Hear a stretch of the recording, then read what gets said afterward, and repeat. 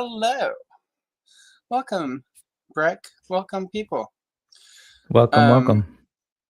One, we are a little late. I apologize, but daylight savings time got me again.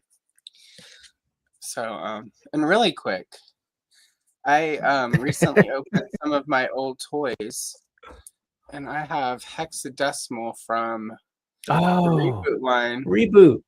and she has masks that remove. So I've decided this is her shocked face. I'm going to start using that for all of my thumbnails because I that's always perfect. wanted those reboot toys back in the day, but what's it? Was she? Can you run me through real quick? Maybe toy She's review how she moves.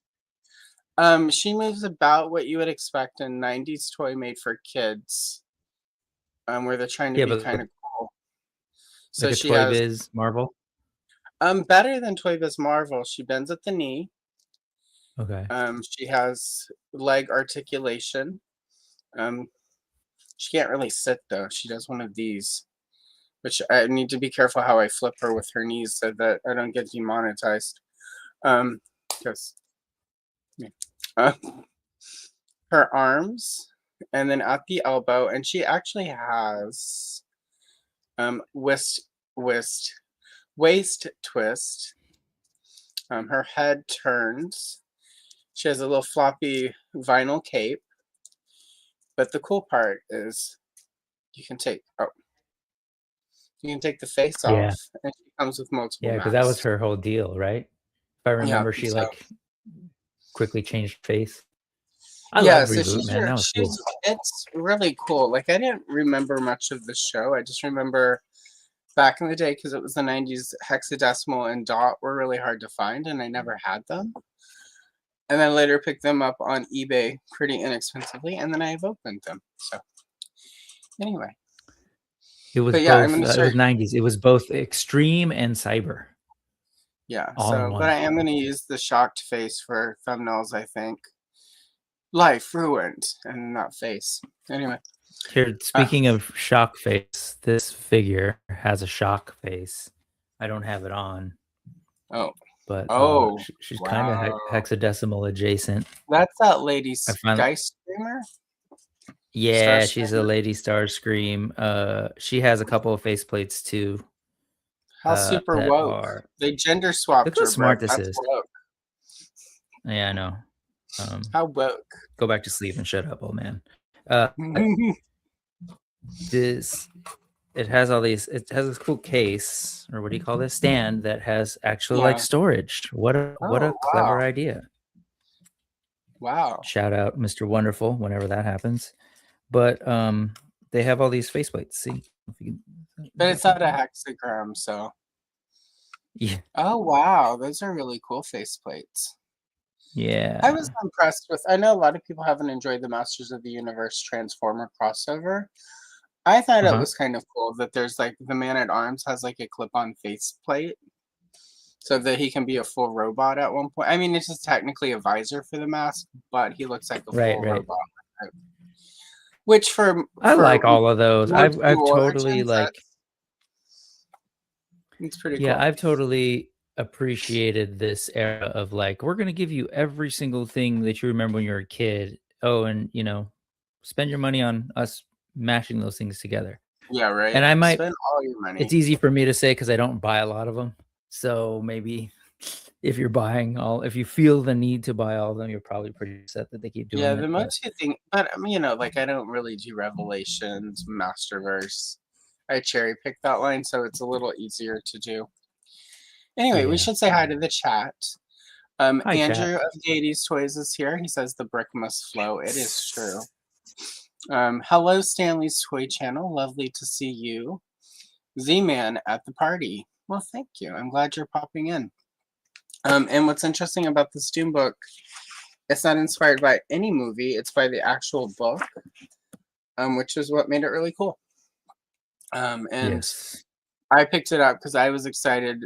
Brick actually had sent me when I think you saw it at Target in person, Yeah. and sent me a link I was like, back in the day, and I bought it. And we were prepping for this stream, and I was going to scan pages, and then I realized it was like $8 on Amazon. So I just ordered one and sent it to Brick because my time, the time I saved in my own life, not scanning and cleaning it up and sending it, clicks were easier. So I'm part of the problem, y'all.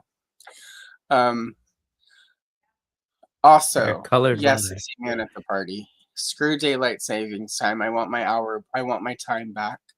Good morning, Nolan. We are officially arrived. We'll get it Good back in morning, about a Adam. year. Yep. Yeah, Sorry. because it's November now. Like it used to be like every Yeah, half a 6 year. months. And anyway, the shrub. He was like, we're gonna make it go away. Never mind.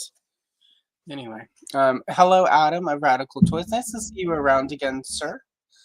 Yes. Mint with Card is here, and everyone, Mint with Card is a channel member, so we have to properly greet all channel members. Bring out the olive! Bring out the olive! Bring out the olive! And enough champagne to fill the Nile.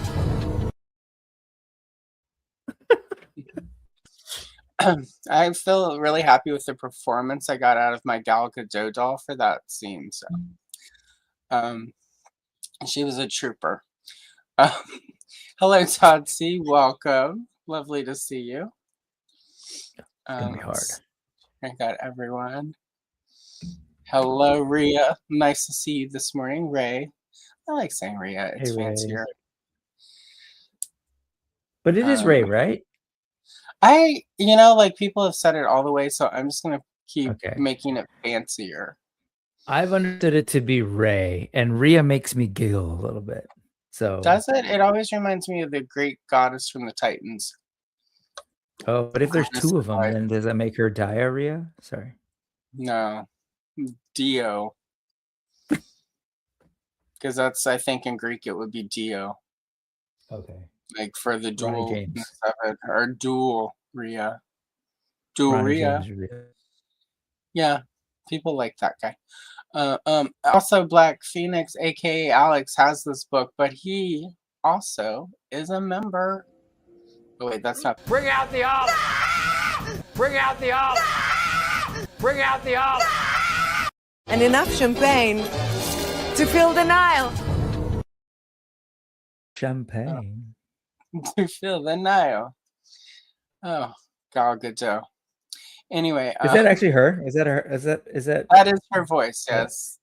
Yeah, okay. It's low enough that the copyright, I can get past copyright by using the audio, and then I have the Wonder Woman Gal Gadot doll that I did my first time lapse toy photography with. It's not great, but it's still better than her actual performance in that movie. Good morning, Hella Geek. Lovely to see you, Paul. Okay, so here's the 411 on Ray's name. She does like how I say it, so it's gonna be a thing where I know it's Ray, but I'm gonna keep saying Rhea.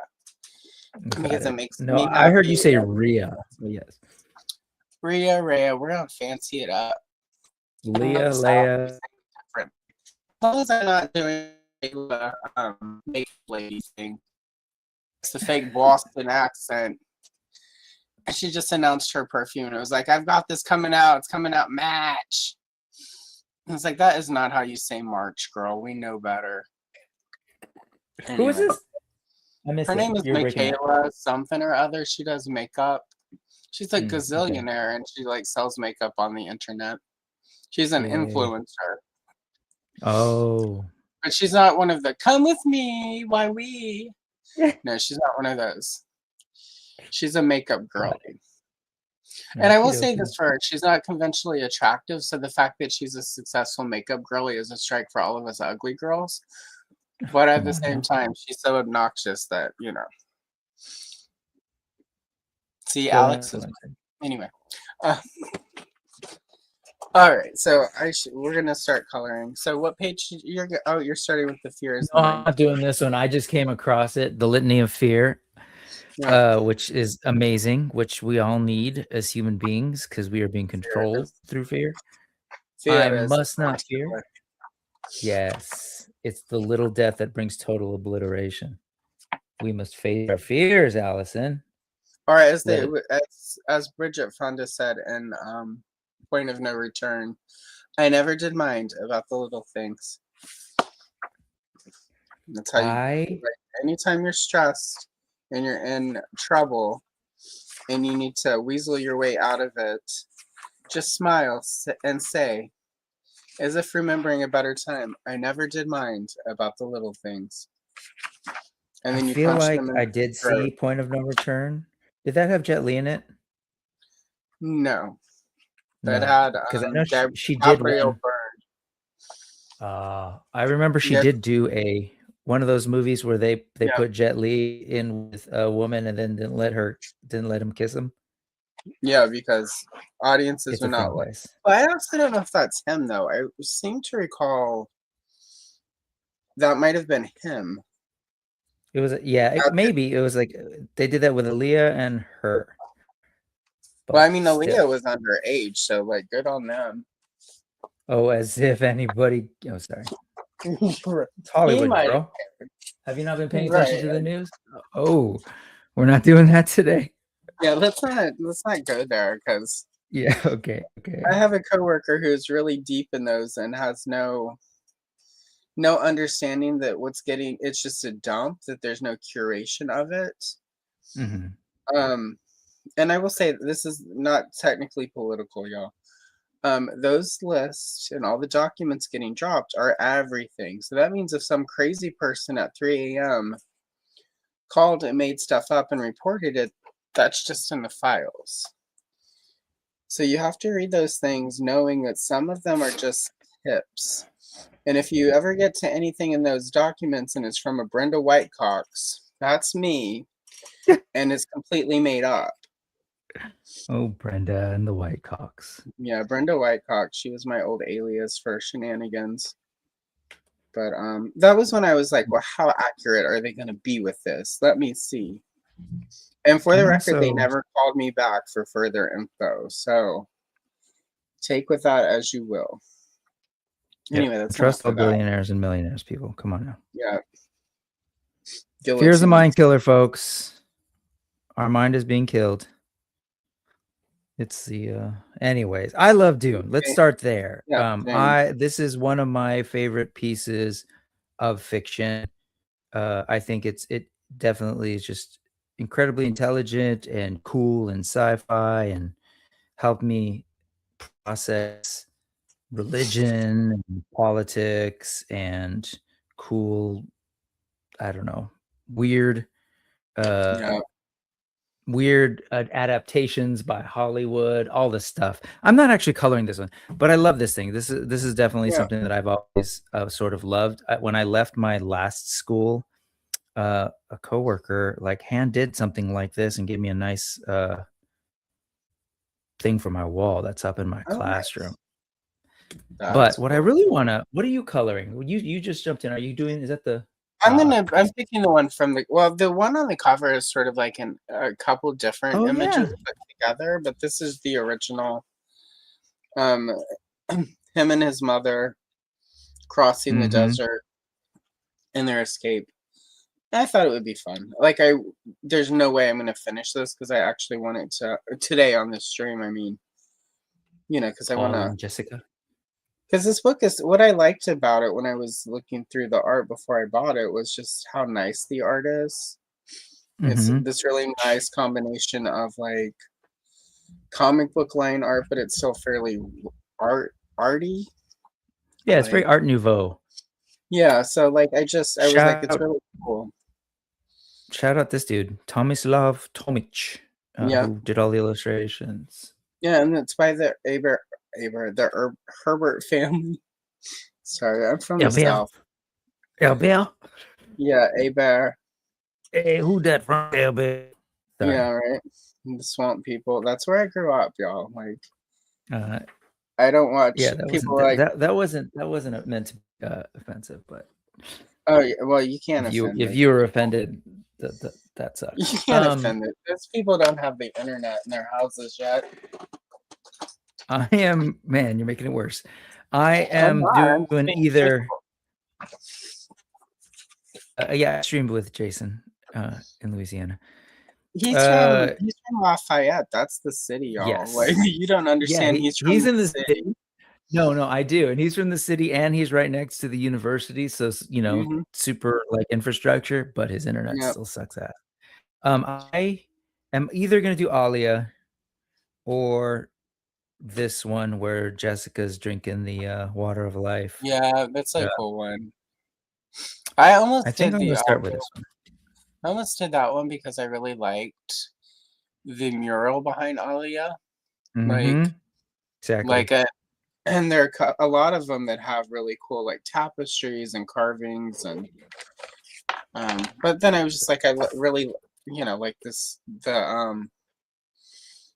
like the rock formations and the sand, and there's some plants and there's planets. Like I was like, this kind of has everything.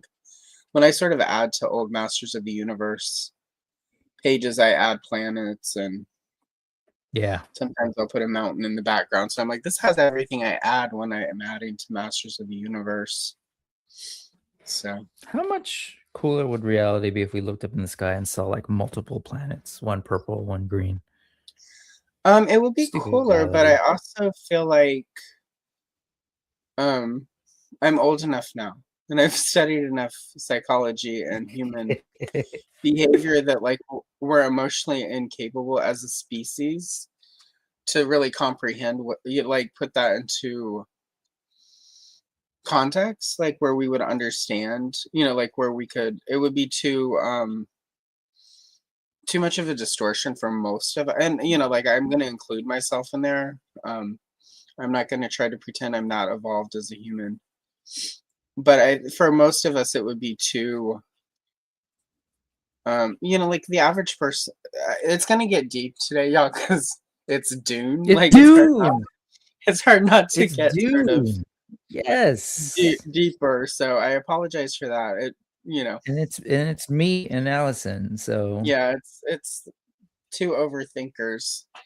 Um, but like most of like the reason flat earthers exist, other than stupidity, is that even for them, the concept of the sphere and space is too overwhelming to actually buy into.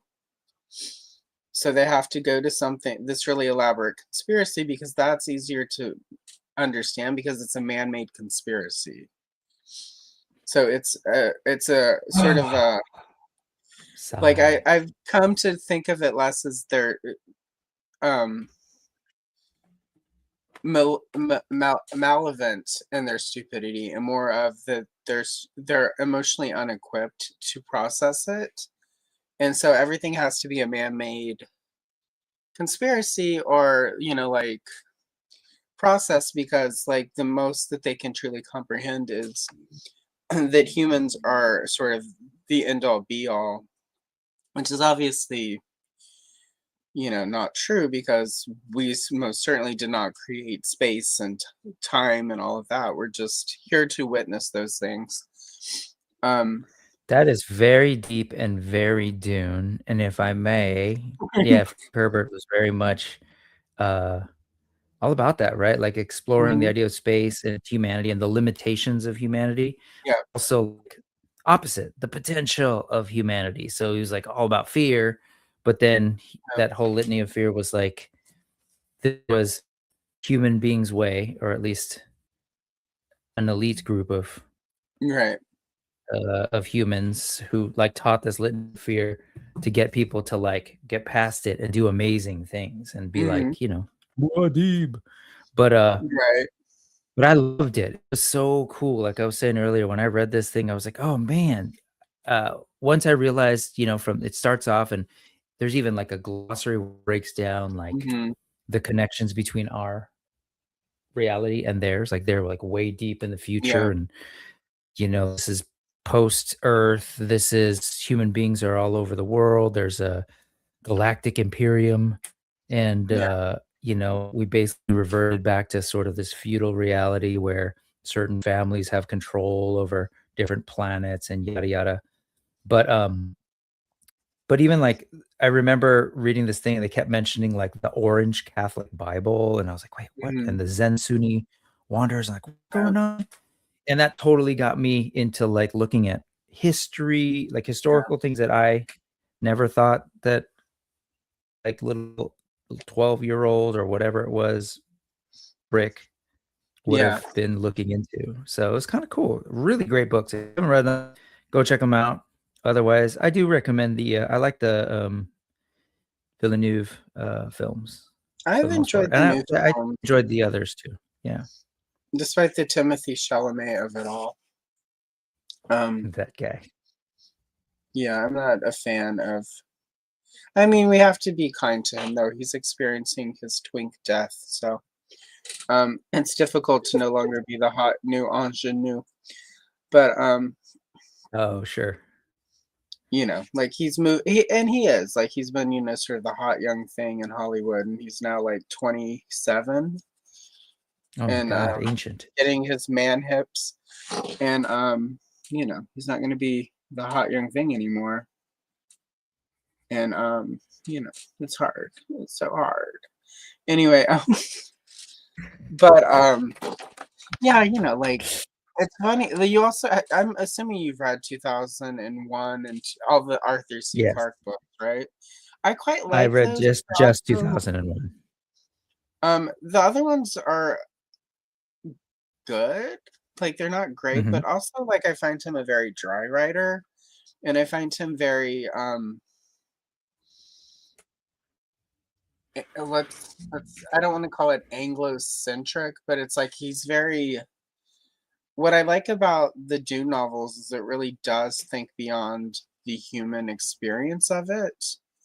It's taking the human experience and putting this bigger context on it.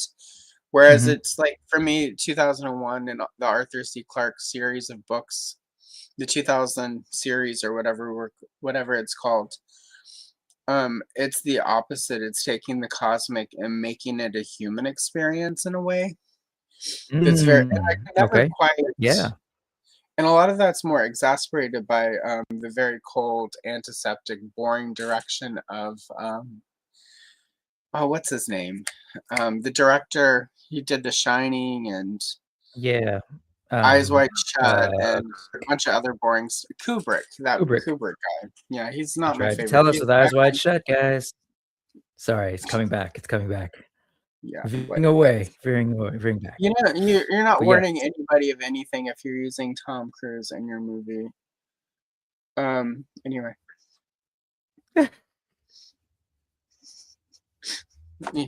Let me use some coffee. What a to weird wash blend, that right? away. Of Scientology. Anyways, so stop dancing around it. But hey, you know what? Scientology. There's a link there to Frank Herbert, I'm sure. But Oh, I'm no, I sure. think what you just said about Arthur C. Well, yeah, Clarke I mean that's one and of the many people approaching the that cosmic yeah. was Yeah. really has my brain going. I love that. I love that. Yeah, no. Yeah, I mean Arthur C. Clarke is one of the many authors that Hubbard ripped off. So, like he was a vulture as far as like the this not the there's no science in Scientology. There's a lot of science fiction in science. I say this as That's somebody L. Ron, not to be yeah, confused with Elrond, Great Elf. Yes. I spent time as a Scientologist, so I can trash talk it a little bit as somebody Did who you got out. really? Oh, Yeah, I okay. did. That's that's an off-stream conversation. Yes. Yeah, that's I want to hear. that. I don't know if I can talk about it legally much more. I don't want to get Leah Remedied, but Oh, they're all good. They're like, they're everyone's the looking at those best. other cults, not us today. Yeah, they're nobody. Yeah. Anyway, but yeah, all of his Damn. stuff is derived and stolen from other better philosophies.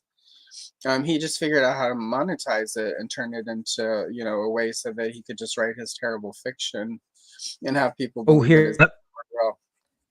Let Anyway, me use that as a segue back to Dune because right, that's exactly what Frank Herbert did, right? I mean, he's right. mining human history and mythology and science and evolution and trying to like put it in a different package, which at the end of the day is really all fiction is, right? It's Well, just that's us all fiction regurgitating is. what we It's know. Right, a but he did process so in a of very media. deliberate way. Like I love that. I was in love with this notion that like, oh crap, this is in our distant future, and we've created AI, and it bit us in the ass. Right. And so then we outlawed them, just like we we still have nuclears, we have atomics, but we give them to the, the landed elite. The different families have access to family atomics that they hold on to because that's what they use to defeat the AI. And now, like, because we don't have thinking machines anymore, computers, now, like, there's been these efforts to like push an excellence to its peak, right? And when I think about that, this is my one big gap in Dune. One thing that I wish that Frank Herbert explored a little bit more, but he covers like a little bit of Hindu and that sort of Hindu philosophy and practice, and he does some Buddhist stuff for sure. What else? But a lot of like, and the Catholic stuff that's supposed and Islam, like all of that is meant to be what the Orange Catholic Bible is. They got together and merged all these different religions. And then the what do they call it? The Bene Gesserit are sort of this offshoot where they've been working on human genetics and trying to like perfect the bloodlines, basically eugenics, right? To create, trying to create this would-be Messiah, the Kwisatz Haderach, and like all of that stuff was fascinating to me. So my issue was they didn't do enough of like the Kung Fu. They did the Buddhist stuff, but like just I think about pushing the limits of human excellence, and I'm looking at these videos of like hordes of little 8-year-old kids doing backflips in a martial arts class somewhere in China. And, I'm just like, look at Shaolin monks doing their thing. That's what I often used to think of. I used to be amazed by, remember, but That's Incredible. I know you do. Yeah. As a kid. We'd watch those things, right? And we'd be like, wow, what's that? I have a third cousin who went on That's Incredible. Oh, neat. I want to hear about that. But But you ever watch the old episode of the guy who has an eye that he lost his eye in an accident? And he claimed that he could still see through the eye. That's my third cousin on my mom's dad's side, and he's a liar. So it's not incredible. It's just a scam. Anyway, that's 70s celebrity right there in a nutshell. Right. But no, just that notion of pushing humans to their peak, right? The getting over your fears. But then to the notion of like we could be computers. So all that stuff in the books around like, human computers, like the mentats, who basically like train their brains since they're little, and they go to these like weird little monk schools, and all of that is fascinating to me. Even the David Lynch stuff where they would like use he kind of did his own version of stuff, but the weirding modules and using the voice to kind of Twin Peaks in space. All of it is damn good sci-fi stuff filled with nuggets of cool concepts to explore. I think, even the really cheap looking adaptation of the Dune books that they did in the early 2000s, like on Sci-Fi, even as cheap as those look, and poorly acted as they are, there's some good stuff in there. Like it's like, and not even in like a B movie kind of, like there's just some interesting stuff happening. There is. Well, do you remember Ollie on that? Not just the kid one, but the grown-up one when they did Children of Dune. They did like they got quite far in the adaptations of those, which is pretty impressive. I had a massive crush on her. She was having to split it into like 3 movies. Yeah, they did like they did the Dune series, which I think covered the first 2 books, and they did Children of Dune with McAvoy. James McAvoy played Leto. The second or third. Yeah, they had a really good cast in those movies. Like, they had Susan Sarandon too. Chewing up screen. Who? Susan Sarandon was the Empress, or the I forget her name now, but the mother of Irulan. The actress from Rocky Horror. Okay. Yes, that one from Rocky Horror. Exactly. Yeah. You go, girl. I love that. Yeah, I remember her. Alia. Loved Dahlia. I loved all of that stuff. Like, I think Z-Man at the party is saying the sci-fi Oh God, you guys, I'm sorry. adaptation. Well, they're You back guys, on Stanley Kubrick, so yeah. Whenever it's Brick here, I'm really bad about. We're really bad at chats, so I apologize already. I'm trying to be good. No, it's fine. They enjoy the ones where they can just do their thing in the chat and we do our thing and then they talk off of it. Sometimes. Yeah, Yeah, but like, I agree. Good. oh, I was just Were you gonna agreeing read with that one? Or? Alex. Oh, well, Alex was just saying what they liked about the sci-fi Dune miniseries. It was their favorite adaptation, 6 hours for the first book. Yep.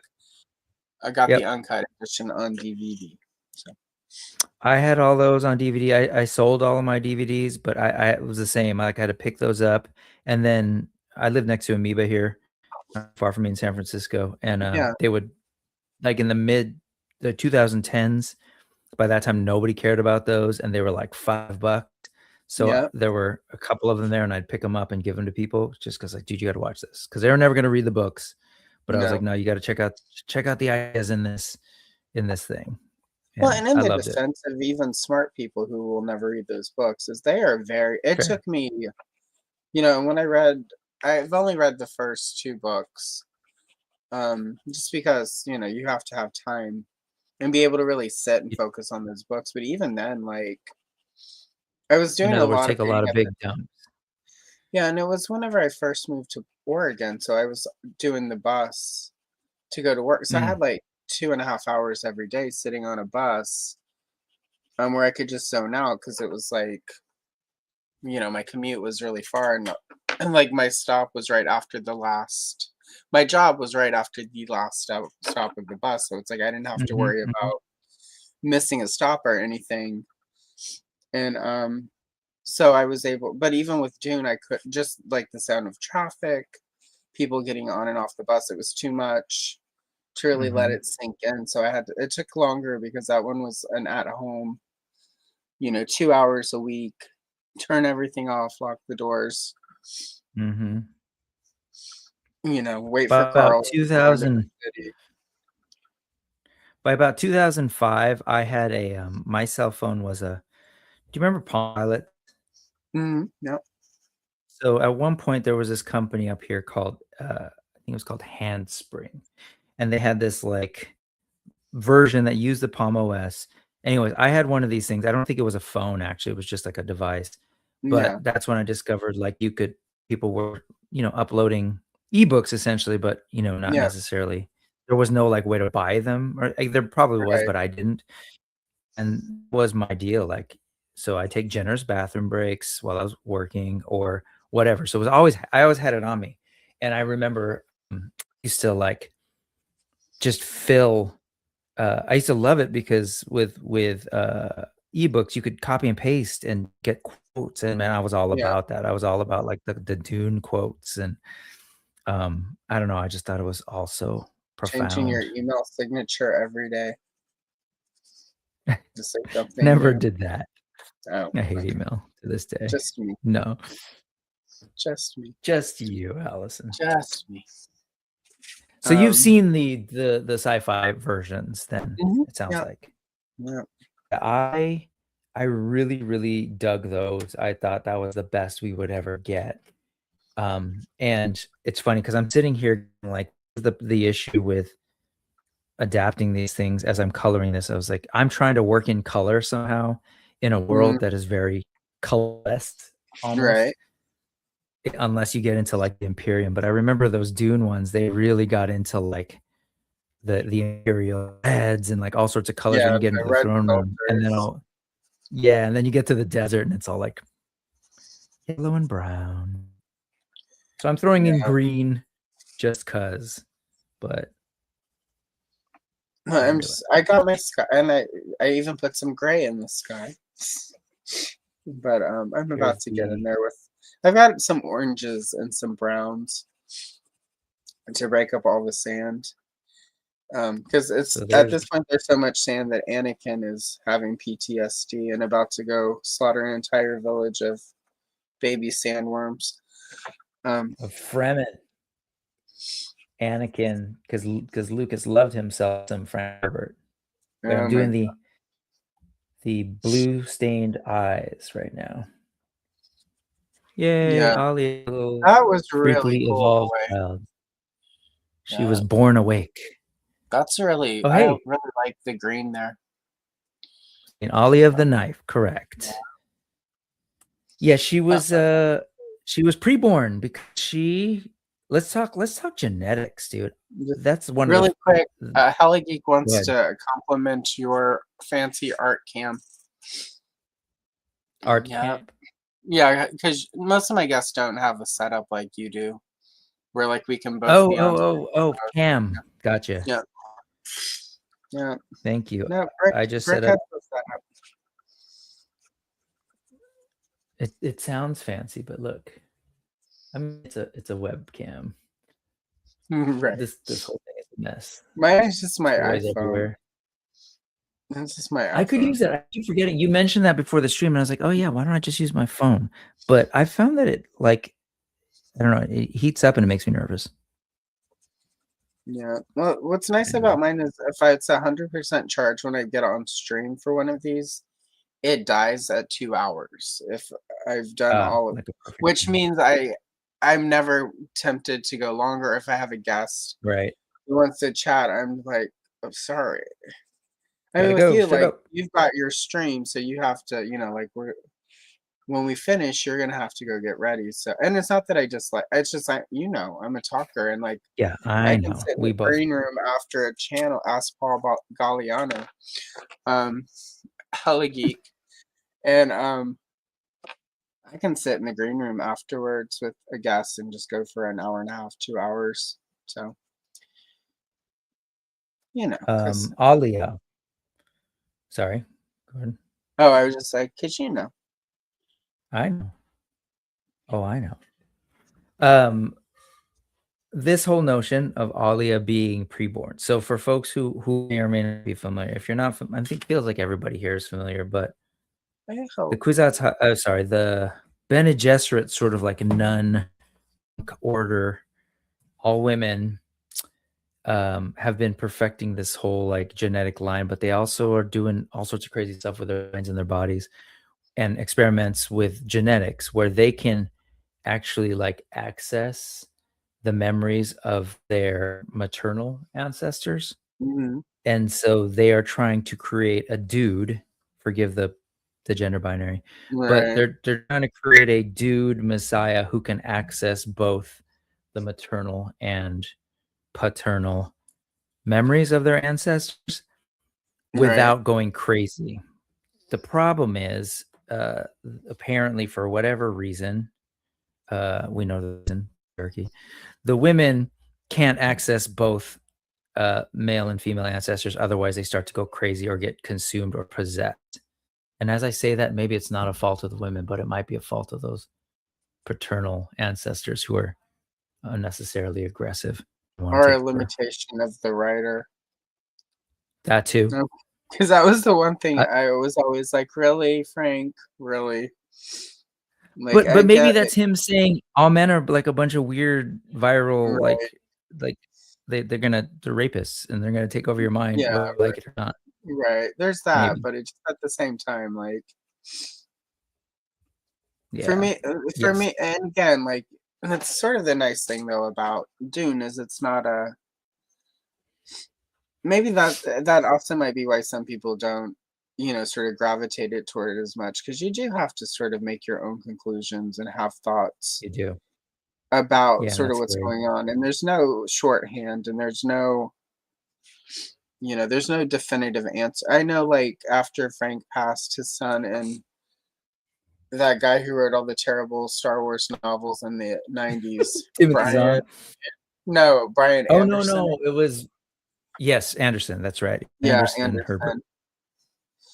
Like, continued based on Frank's original notes, and Brian's got some limitations, I'll say. But even before, like, Frank Herbert, I don't know why I keep trying to go Louisiana with that one.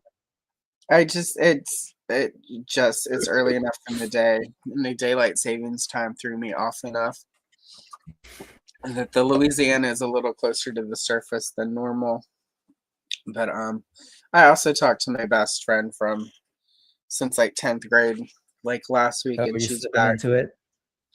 she's back home living down there, so she never and she never quite lost the accent, so it's easy But to did you slip find into yourself it. slipping into it? Yeah, as you were talking with Well, her? yeah, I mean, like, there's just no way not to whenever you're, Yeah. Totally.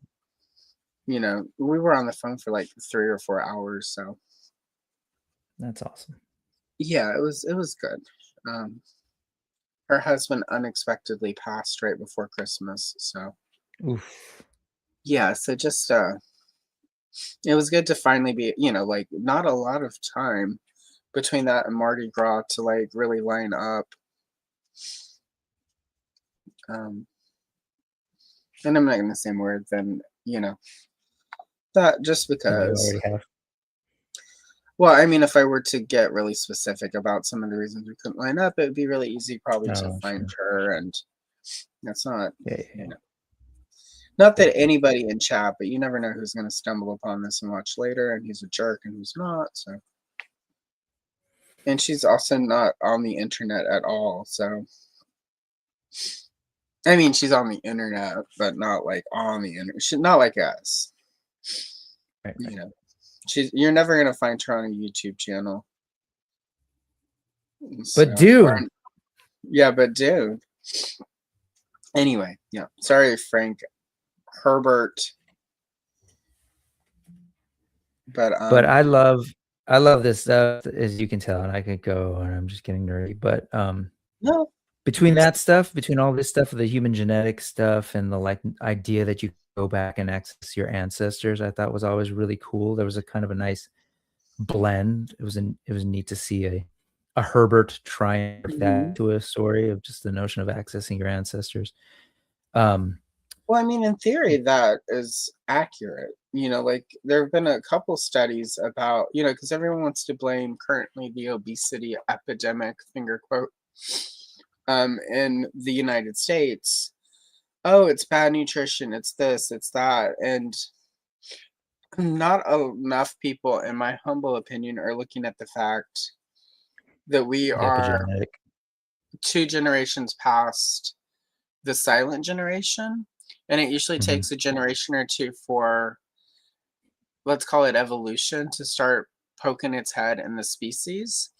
So right now we're playing out the sort of inherited genetics of a generation where people starve to death into incredible food insecurity. So it's going to change. In theory, Sure. like our bodies are going to treat food differently because there's that genetic memory of starving, of there not being enough food and not knowing when you were going to get food again. And it's going to make us gravitate more toward high density, high fat, high calorie, because that is what you need to sort of survive if starvation, if food insecurity comes again. So, I, like I think the concept.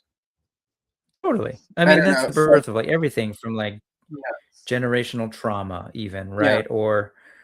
Or even just if we look at it, if you don't want to talk about the chromosomes of it all, just learning from history, which is so much of, again, I think what Herbert was all about, right? Like trying to wrap his head around like, what is this story in the future about? And really it's about reckoning with our legacy as human beings and everything we've done or not done to advance us as a species. Even like, when we were jumping in, was it Gades who was saying the brick must flow, the whole like the spice must flow thing, and just the notion of us fighting for resources and having a moment in civilization where we rely on one resource, right? One natural resource. In this case, it was a spice, and that in the modern world, it's oil, right? We look at the Strait of Hormuz not shipping any oil out, but like, or whatever, AI, and and the need for computational resources, like all of that stuff. And it's always awesome for me to think about, like, you know, Arthur C. Clarke and all these futurists and Frank Herbert grappling with those things. And sometimes it looks like wizardry to us in hindsight. We're like, Right. wow, they were so brilliant. But at the end of the day, they were just exploring things that were always there, right? Like, but doing so in a really fun sci-fi way, you know, like But they're also in a using fiction to very, talk about being human. yeah, but also a very of their generation way. It's like when people are Yes. like, this, where are the Jetsons flying cars? It's like, well, that's, the Jetsons was of like the 60s. And in the Mm-hmm. 60s, that was very much sort of, like in the 60s was really when the concept of an interstate and everyone has a car and Mm-hmm. you can drive anywhere in the United States now, when it Mm-hmm. really took off. So, of course, to them, flying cars would be like the end all be all of like, like human evolution and transportation, because that would give you the ultimate sort of, and Jetson, so there were traffic jams even in the air. But at the Mm-hmm. same time, like that's the process, like that's what Star Wars is a perfect example. The first one, especially, is a perfect example of like everyone's like, it's so dated. It's it's like, no, that's in the 70s what the concept of the future was. The Look at future. Palm, Yeah.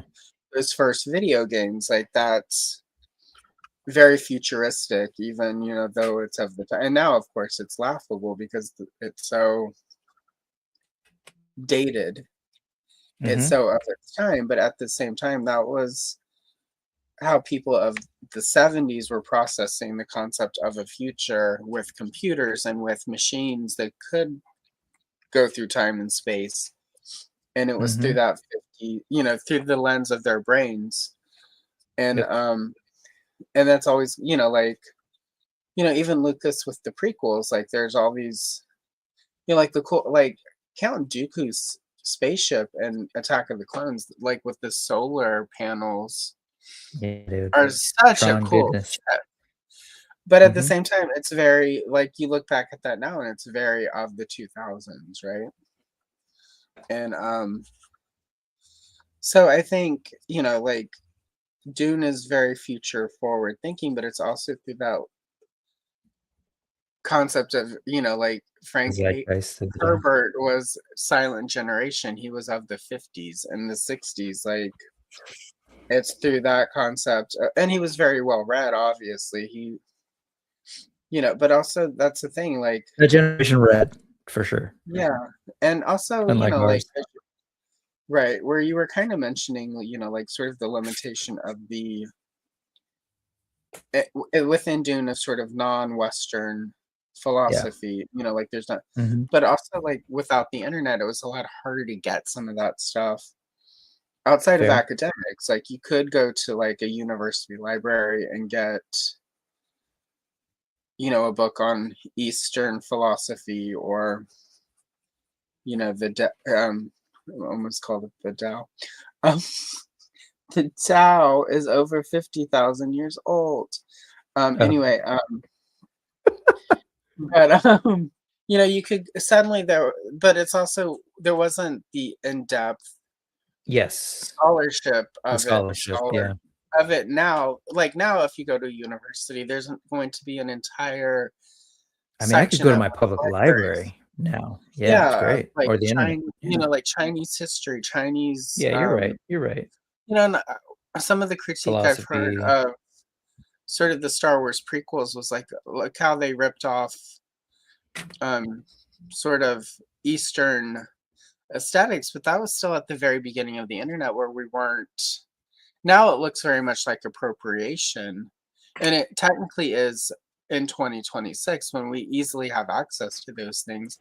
But at the same time, in 1996 to 2000, when they were doing it, there wasn't the same excessive. And to be fair, Lucas also hired a lot of Asian artists to work on that. So a lot of it was them filtering their concepts into space. So like it's easy to look back and like Madonna's perfect example. Like, oh, she stole everything, but it's like in the 80s, that's the only way that culture was going to get out.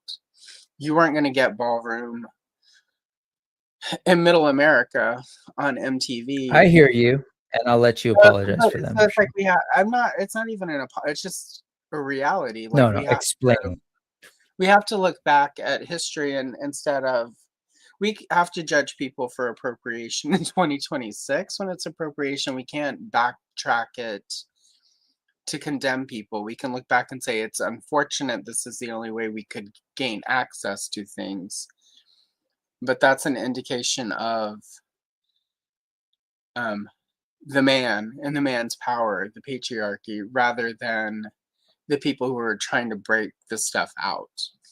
Know what happens after it's been decimated. There we go. Yeah, once it's been decimated. No, once it's been sort of given out to people and then the origins come out, then that's where the shift should have happened. Madonna did a very poor disseminated. There we go. Yeah. That was the word I was looking for.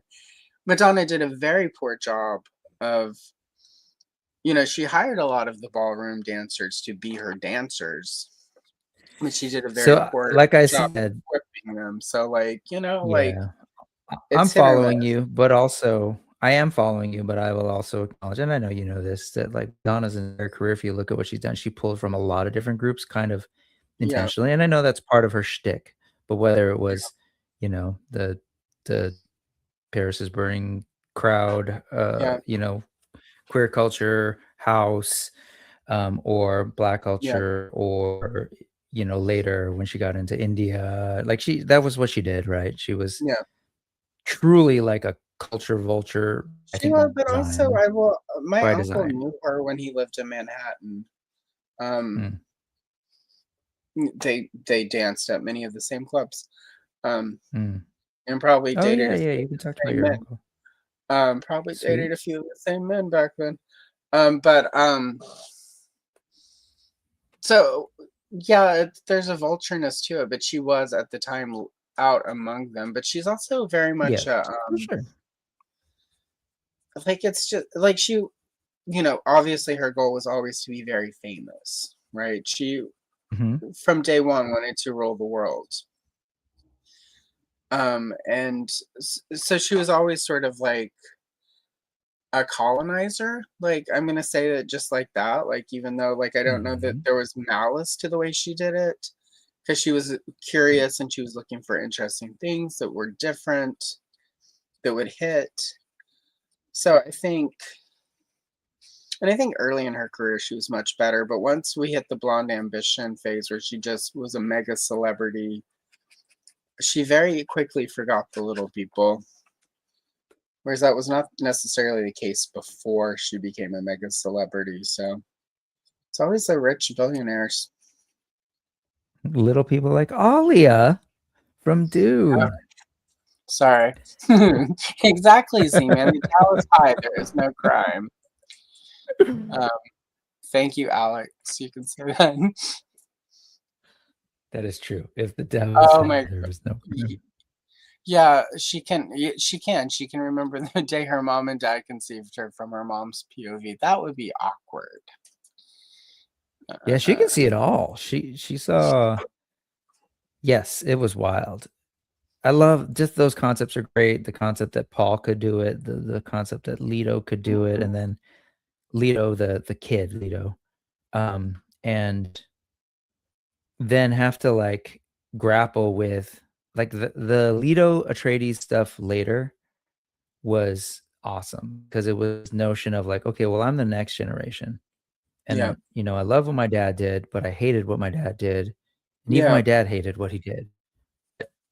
Like, okay, so then what do I do moving forward? And the ride it goes on gets very wild where he becomes a god and we're like thousands of years, if not tens of thousands of years in the future. I forget now. And it gets super meta, but it was just a cool thought experiment. The whole Dune thing becomes just a fun thought experiment. Where Frank Herbert was definitely. I think the problem for me is that we'll never get books like that for the foreseeable future. I don't feel like there are a lot of writers. And if I'm wrong and you're in the chat right now and you know of writers who are current of the day, doing this kind of work, please drop them so I can find them, because I'm not finding people really doing the deep thought. Like there's a lot of really good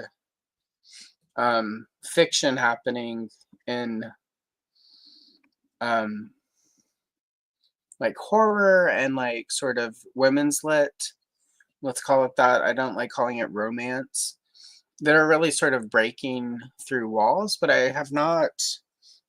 Like one of my best friends who's in my writers group has been working on finishing one of her sci-fi spec novels, and she is on the spectrum. She's very active activism, works at a university as a researcher for autism, self, because as to help adults with the limitations she ran into in her life, so that adults with autism can be self-sufficient and have the tools they need to succeed in life, which difficult time to be in that work. Mhm. Um, but her sci-fi novels are among the, like I think one of them is published and the other will be published soon. She just found a publisher. I'll send you a link to her book. I think you would dig it. Okay. But Curious. it's very much but I'm also biased toward her because she's my friend. Sure. But so there are people doing sort of trying to do new things, right? And trying to like Mhm. ask these questions. But I'm not finding as much in the sci-fi that it's the I'm about to say it. And I'm part of the Say problem it. because I bought all of the books, but like I feel like sci-fi has very much been taken over by like Star Wars, Star Trek, the adaptation, like the expanded universe. Um, Muriel sent me a Legends. really good book of queer sci-fi and spec fiction for Christmas a few years ago Mhm. that was really good, but it's short stories, right? And Yeah. a lot of the authors in it don't have longer works, um, because there's just not quite the market for it. And it's like part of the enshittification of everything is that even with self-publishing, it's really hard for the good stuff to get out there. Like, so I don't know. If anyone knows of good sci-fi happening where people actually are writing about more than, like I've had people recommend Brandon Sanderson and the Expanse novels to me, and I've read some of both of those things, and they are Those are enjoyable, all but I good. don't feel like they're space opera for me.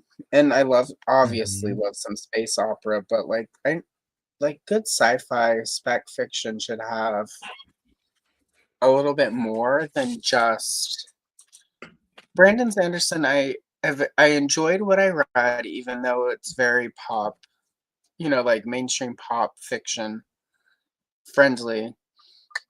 But I don't feel like it had anything more going on than the human experience that we currently live in, filtered through his sci-fi world, which is Mhm. fine. But like Dune is not that. It's the human existence processed through sci-fi, which is different. Like what we go through every day is the human it's like our mortal experience or whatever. I don't know if I'm explaining this well, but like the experience as a human as a species is different than our human experiences. And that's what You I'm like a missing sort right. of on is it a scope thing, like a Yeah, it's kind micro of a or scope of a it. I don't. individual interpersonal level versus Yeah, massive I don't macro level? there's plenty of fiction out there in the sci-fi world that's being published where it's like an allegory for the current worlds we live in. Like But you want like a human story of what are the I mean people like deal like with? sort of Dune, like the total like he was trying to take something about the totality of human experience. Yeah. From like and the same with Arthur C. Clarke. It's it starts with those stupid screaming apes in that stupid movie.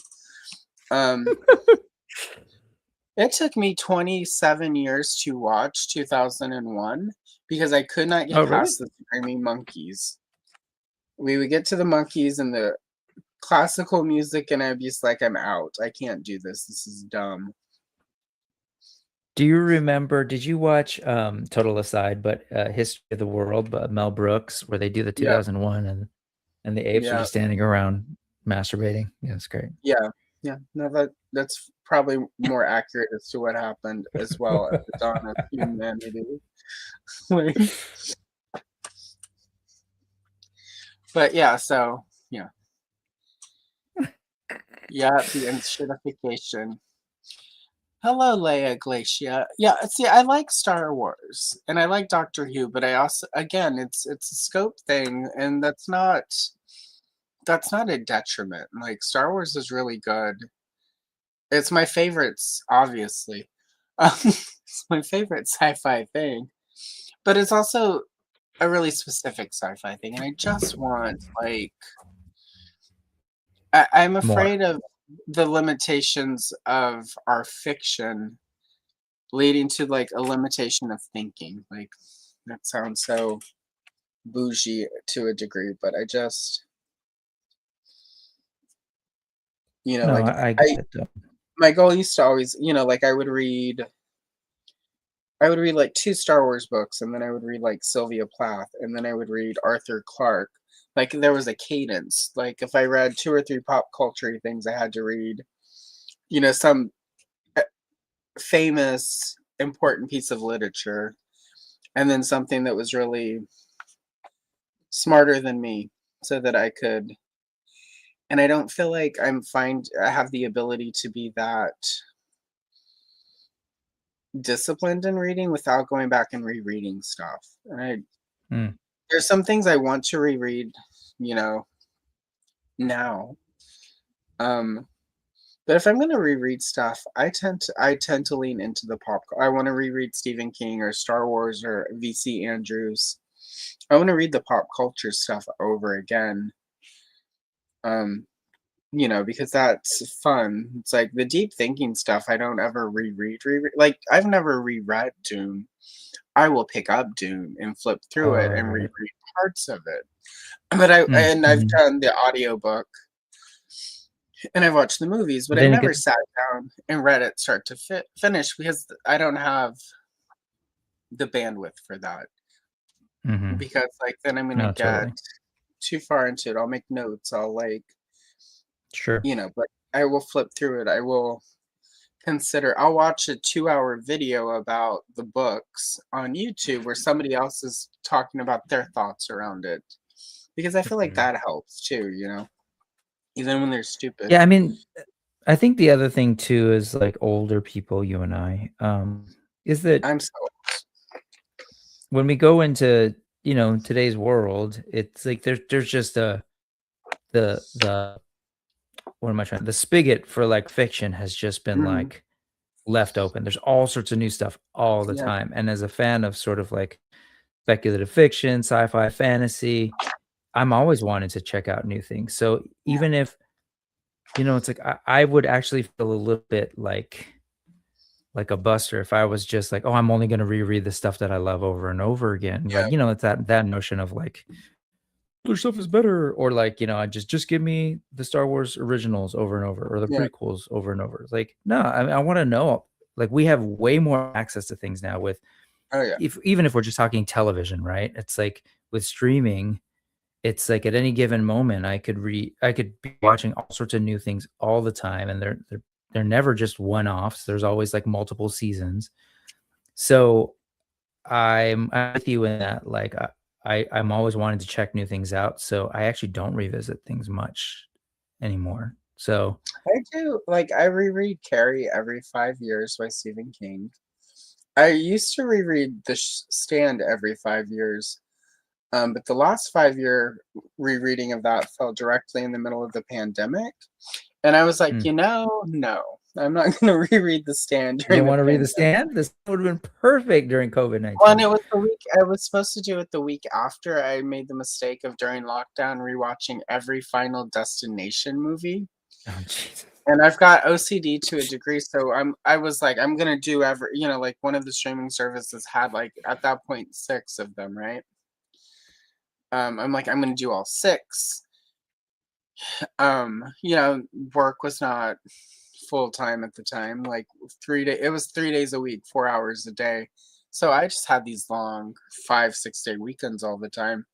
And it was like after work on a Thursday, I was like, I'm just gonna start it right now.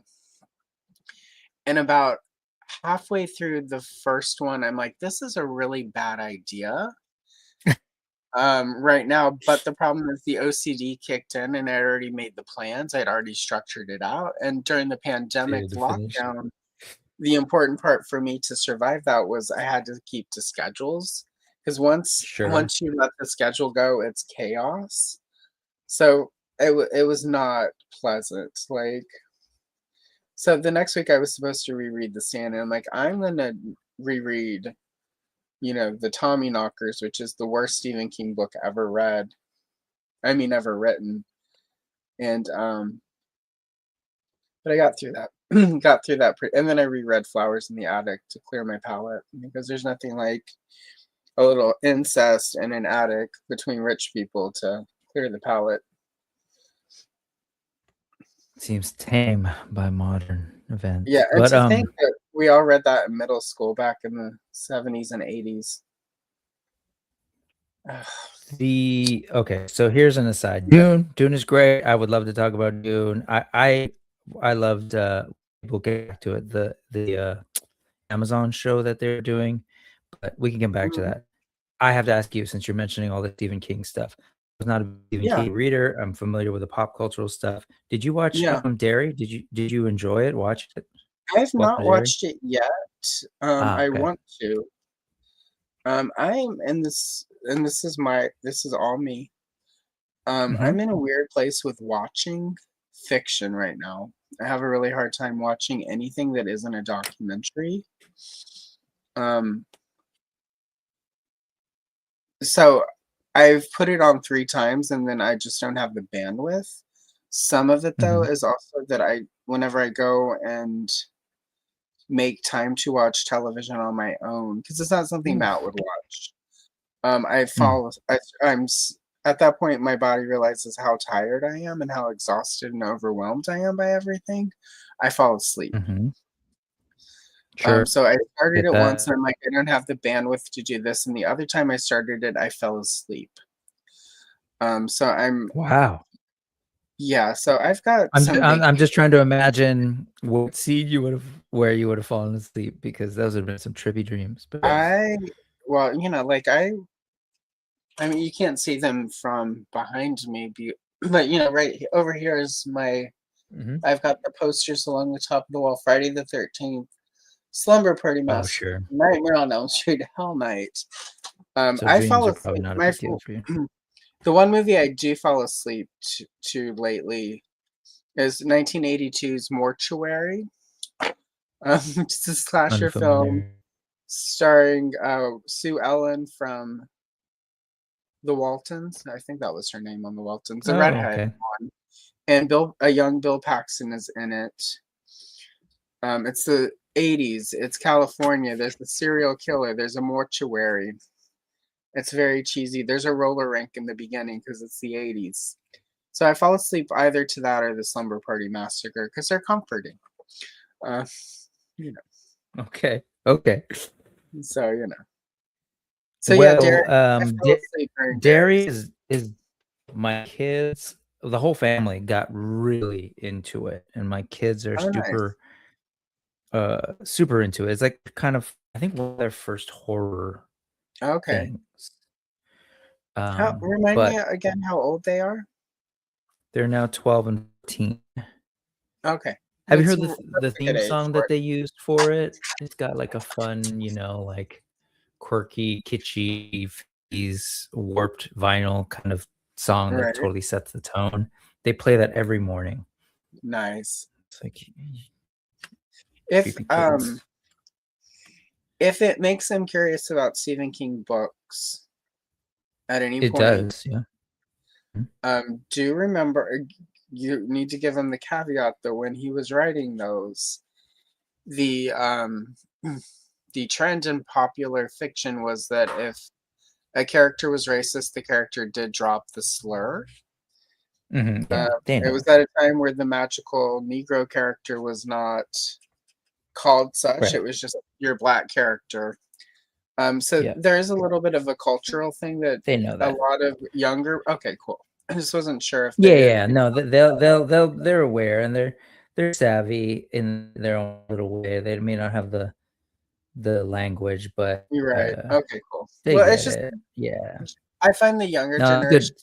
they can deal with it. As long as they know to expect it. Like Yeah.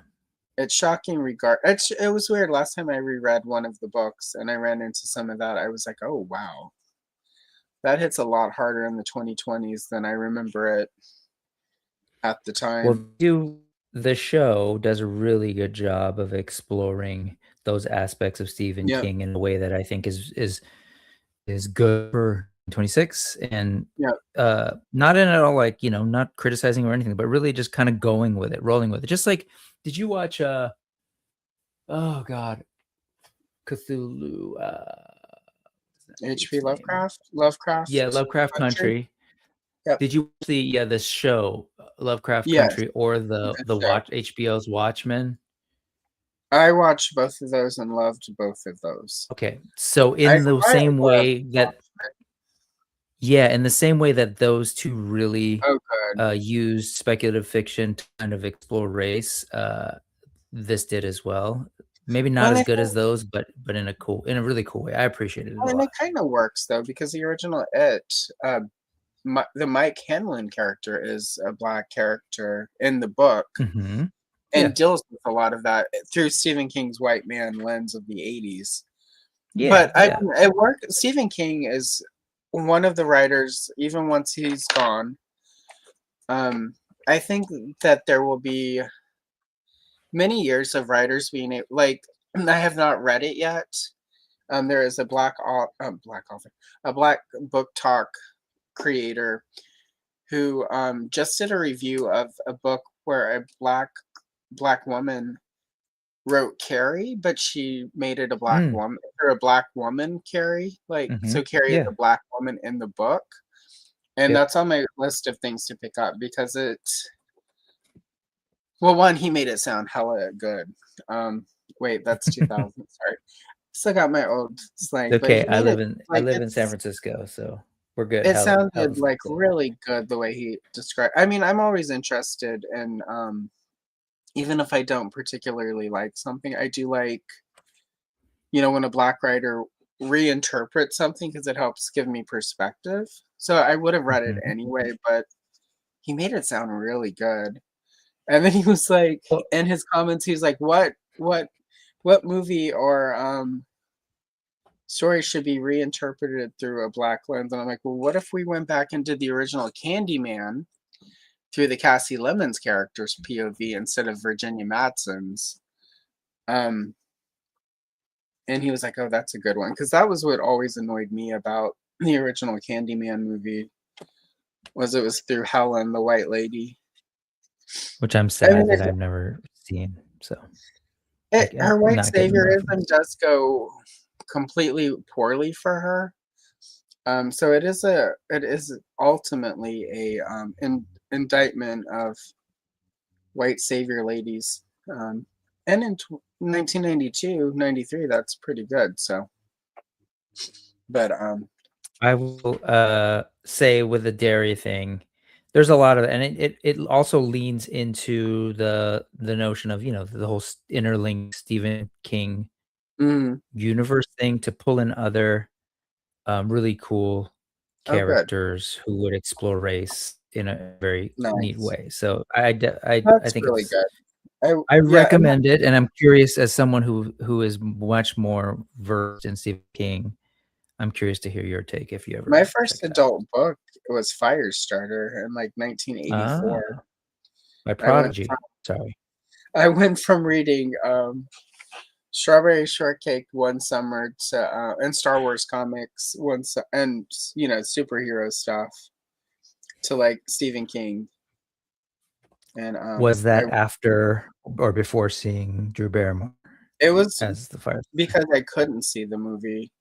Ah, I was supposed to you're we like, were fine, then I'm gonna read the much more intense book. Well, it wasn't even. It was yeah, sort of. But what happened was my parents were like, "Oh yeah, we can go see that. That's fine." Because my mom was a huge Stephen King fan.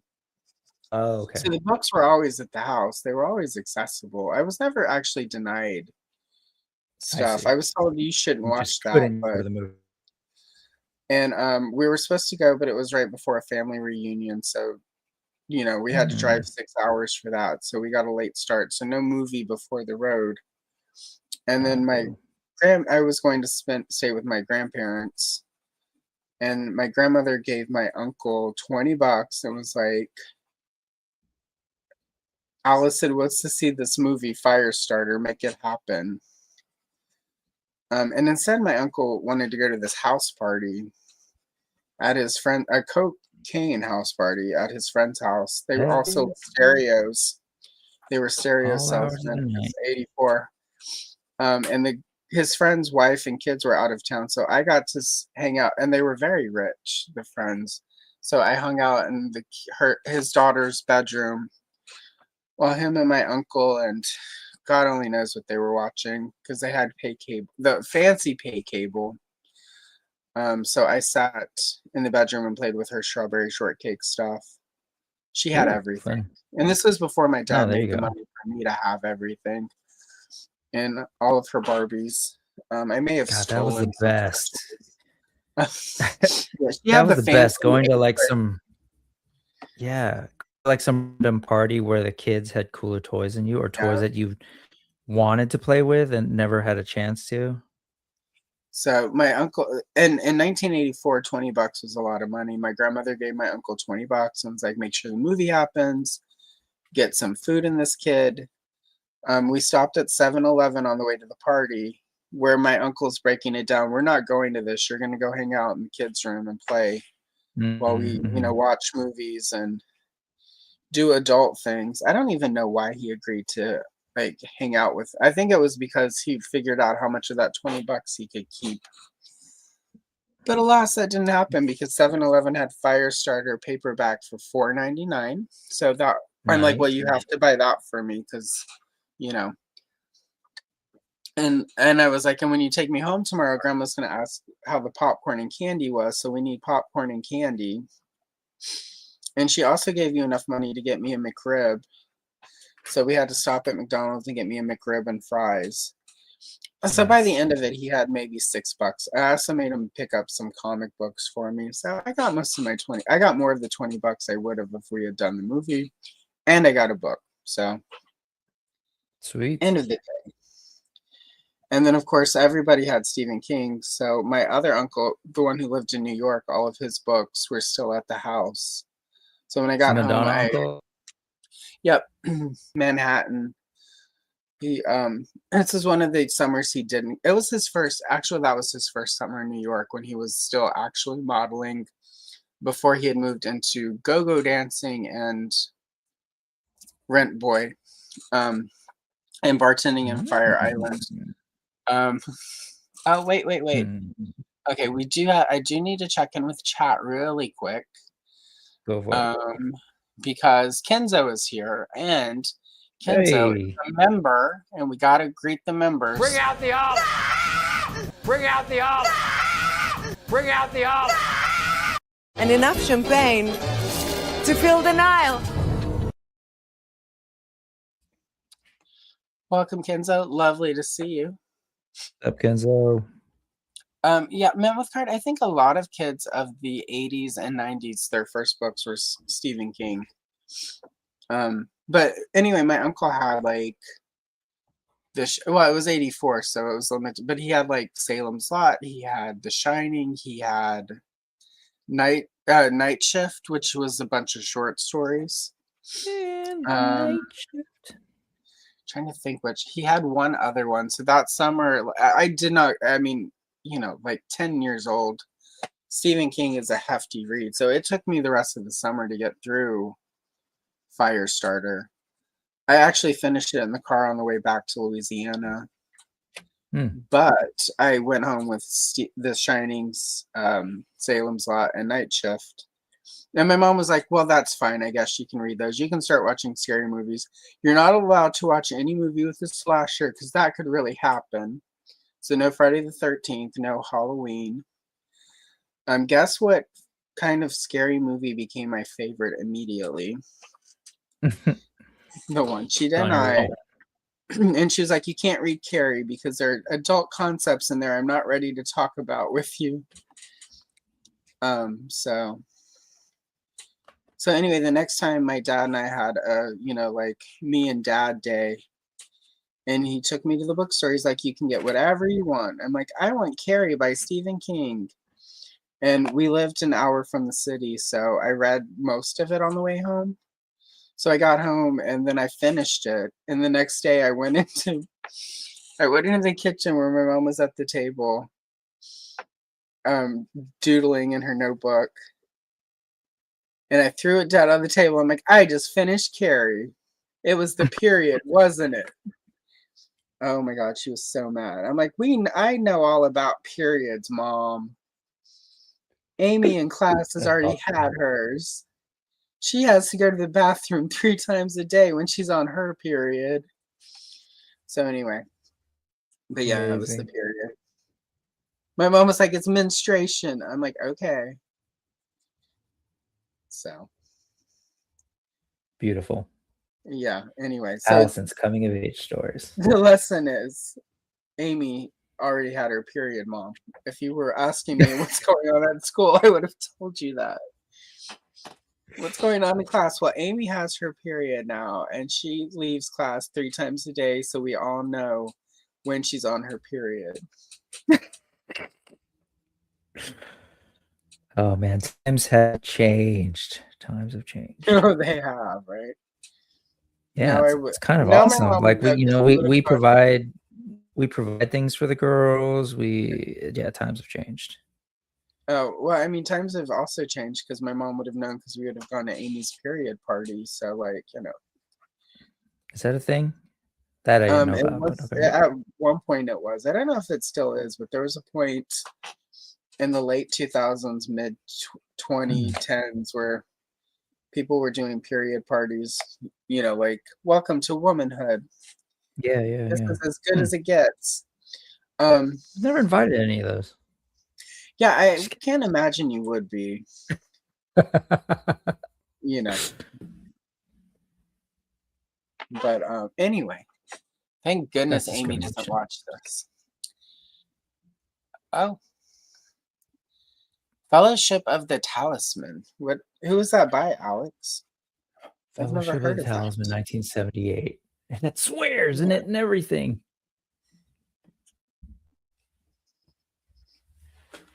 Oh man, these illustrations have crazy detail. That's Yeah, totally it's like really good. I mean, like, yeah, we're at. they're Oh, like wow. every little thing. They're drawing all sorts of lines in there. And it's like, oh, it's fun, but it takes Well, time. that's kind of what I really liked. Not only is it based on the book, Yeah, it's so cool. it's going to be a little bit more timeless, but also it just it's very much like it's very much like comic art to color. So I appreciate that. I liked But, so on the cover you mentioned the one you're doing doesn't have these ships. yeah, But I like people's concepts of how to translate mhm, Herbert's mechanisms or his yeah, machines. They're different every time. I loved yeah. as a kid. Yeah, the David what did David Finch sound right? Is that right? No, Lynch. Sorry, It's David David Lynch is Lynch. Yeah, yeah. But these are cool too. These are funky. These are like very Mobius. yeah. Or like trying to be Mobius. Well, I think But David Lynch Mobius was one of the first artists who did concept work for a Dune movie. with Jodorowsky's, Hmm. I want Yeah, to say. Yeah. I believe that's his name. Yeah, but I always love because it's really cool stuff. Like the whole idea of like what an ornithopter or like what is the massive mining machine that's going to sift all this sand and filter Yeah, out the spice and what does that look like? I liked a lot of the David Lynch production art was just amazing. I really love the still suits, the Fremen suits, yeah. um the ships were all cool. The haulers, all of that stuff was so cool, and the I way they think kind of showed the Spacing Guild, even though it was like a little, it was out there, but it was so cool. Not the Spacing Guild, like, you know, giant baby embryo thing, but also the people, how they had like biomech Yeah. stuff, and I thought that was There was also a cool. very sort of biomech, like alien. Mm-hmm. Why am I spacing on the alien guy's name? Giger, H.R. Giger. Giger. Yeah, good lord, Giger. Well, it's just because I was thinking of Mobius, but it's because Mobius Right. also did. I don't have an unpacked Totally. yet, but there was that Heavy Metal Magazine did a comic book Yes. adaptation of Alien with Mobius doing the art, and it is magnificent. Yep. And all I throughout need is to like find metal that or box. lawn stuff. So good. Yeah. So, but the first Alien is like one of my favorite movies. It's Yeah, too I got bad a that great xenomorph, a toy not too long ago. This 5.2 Toys one. It is freaking incredible. I do wish the neck could rotate more, but it's kind of got these veiny things that limit it. But it's like the see-through dome, you can kind of see underneath oh nice. there, My and friend the has a bunch posability. of the NECA 12 inchers. Okay, Yeah, I so have some of those, but they fall Right. apart. Clifford D. Seamark is the author of Fellowship of the Talisman. Yeah, that's what. Yeah, he was doing Lynch and David Fincher. Yes, that's what it was. Wait, what is David Fincher? David Fincher is 7 and a movie near and dear to my heart, Ah. Zodiac. Yes, I was just One of gonna the say, yeah, you and one of the the reasons serial I killer, Zodiac often killer. come to your fair city. Yes. Well, That I mean, why reminds me, else someone would you just go to told me, Presidio? someone just reminded me that I need to go see his widow. Oh gosh. Anyways, Yeah, that's a good reminder. I gotta go check her out. yeah, you should go check. Yeah, go visit Toski. with her. Yeah, Toski. Dave Toshki, aka Bullet. It's so crazy to think that he was the inspiration for Steve McQueen's Bullet and the lead investigator on Zodiac and one of the inspirations for Dirty Harry. Because he's not anything like any of those characters, except himself, of course. But like, he's not. It was never very Dirty Harry like. He just had a very let's call it. I'm sorry. Oh no, I was gonna say, look, what, like a get it done kind of just do He it. was just very, yeah, like the whole like he was very matter of fact. Like he was very photogenic and very much willing to talk to the press, I think. But he did carry his gun the way Bullet carried his. Like there was a very specific way that it was his holster fit. So, but yeah, no, yeah, you should definitely, especially because like not Yeah, me, she's but there got are a yeah. lot of Zodiac investigators who have not been particularly kind to their family. Oh really? Well, Robert Graysmith, who wrote Accusing them of something? just showing up, like Robert Graysmith, who wrote the main book on Zodiac, used to just show up at their house in the middle of the night anytime he'd have a wild theory, like call them, harass them. Jesus. Yeah, they're like like, and when you're on a high profile, like he was sending like threats to the there's a point where like he was threatening to plant a device on school buses. So, like he kept San Francisco, and it wouldn't have been even as his wife, it would have been a horror show to like how public he was at the time. To be married to a man that public on a case that public and to have children, like they got threats, not necessarily from the Zodiac killer, but just cases like that bring the weirdos out. I So only yeah, got to meet definitely. one of the daughters. I never met any of them else. She was the only one that came to the office. Yeah. Well, definitely never, ever, ever, ever, ever, ever, ever bring it up unless they, unless they mention it. Oh, I never. Because Yeah, totally. don't even say my friend Allison thinks people did terrible things to you. Don't even no. Next time I come to the Bay Area, though, we'll go to the Presidio Heights together and we'll do the stroll. That'd be awesome. Hey, and actually, I'm going to be up there, your neck of the woods, June 13th and 14th for a Mythic Legions event. I don't know if you're available, but you should consider hanging out. I am considering, well, I try to get up to Portland now that we're in the wilderness. I try to get up there every couple of months, just so I can go to Powell, City of Books, Mm-hmm. and hit all of my favorite vintage toy stores.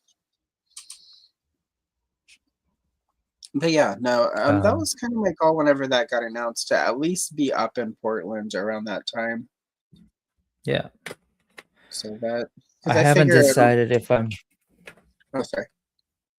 Oh no, I was just gonna say I haven't decided if I'm driving or flying, but if I'm driving, maybe I'll swing by depending. Yeah, if you're driving. Yeah.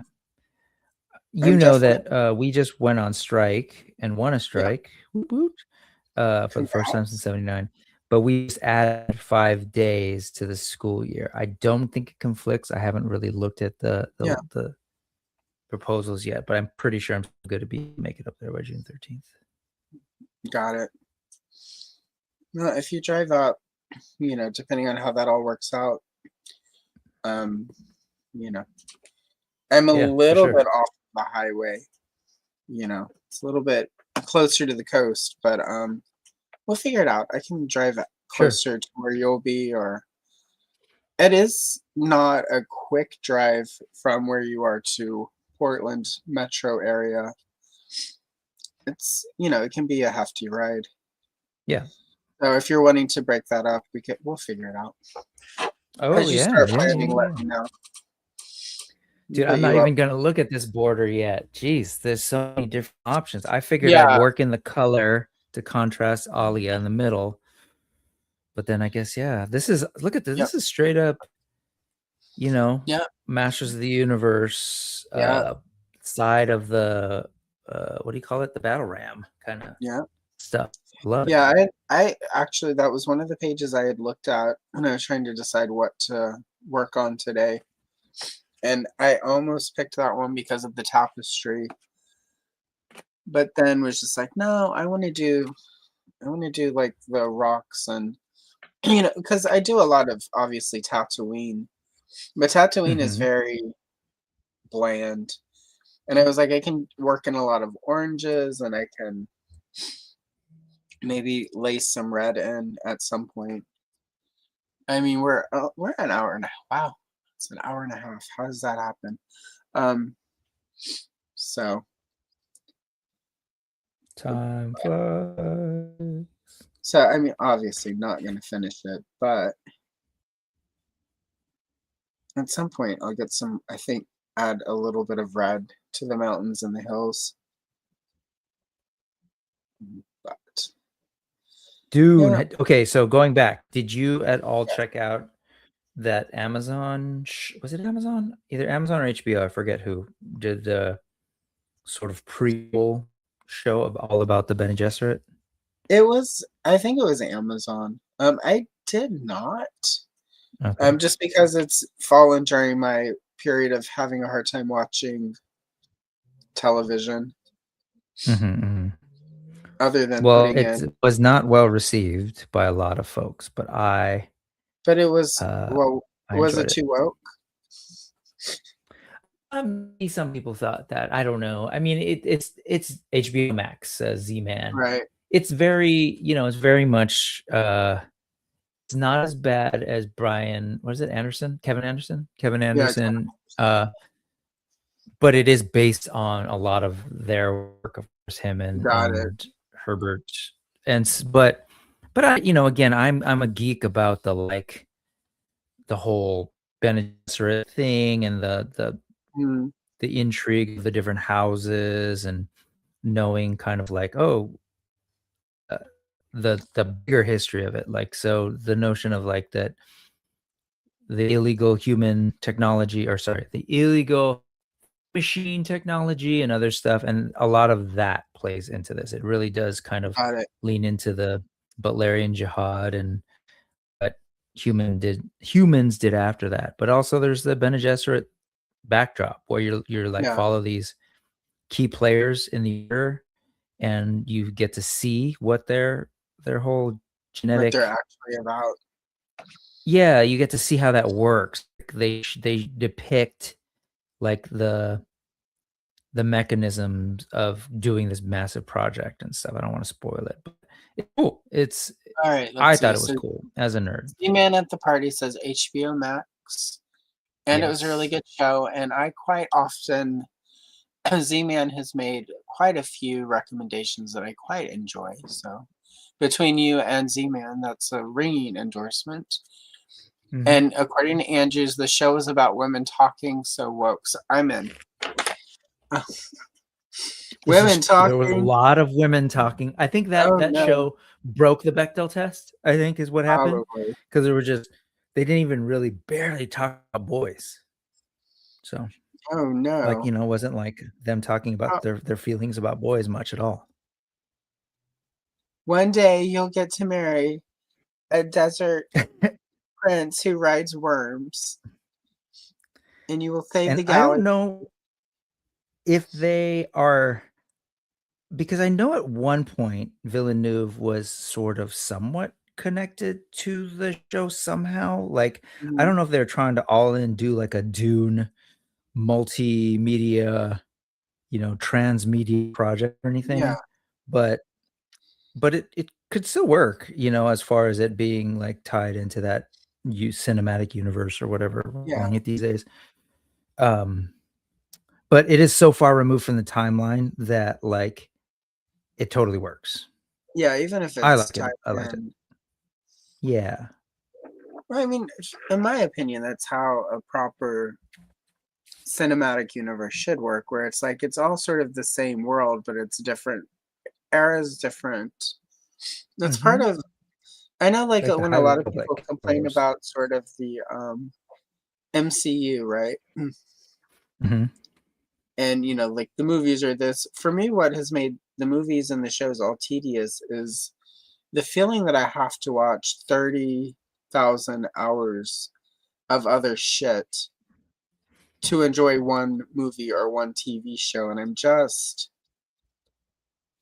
yeah. And there was a time I would have watched 30-hour, like all of it to like be Yeah. part of it or whatever. There was a time where that was my jam, but it's like now, like my time is so precious, and anything that has Christopher Pratt in it, I'm not, like I don't. Somebody was like, "We need him as Superman," or Ugh.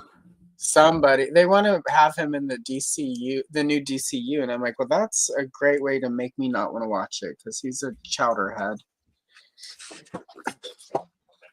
Well, I will say that you definitely I think there's a world where you watch this. I don't even remember what the show was called, but that HBO Max Dune show and don't even know about it. And I think same could be said about a lot of the post Infinity War Yeah. MCU stuff. Wonder Man was great and it's pretty standalone except Oh, cool. for the Ben Kingsley character, but even if you don't know him, it doesn't matter. Like, I They think brought there's back the Mandarin. yeah, that guy. He's in that. Have you heard about that show? It's wild. Yeah, I have not. I knew that they were doing it, and I remember hearing. I should watch it though because I remember Man Babies didn't like it, so Yeah. I usually go out of I my way mean, to watch things I don't like because I usually enjoy those. I haven't heard too much of like the reaction, but it felt pretty under the radar.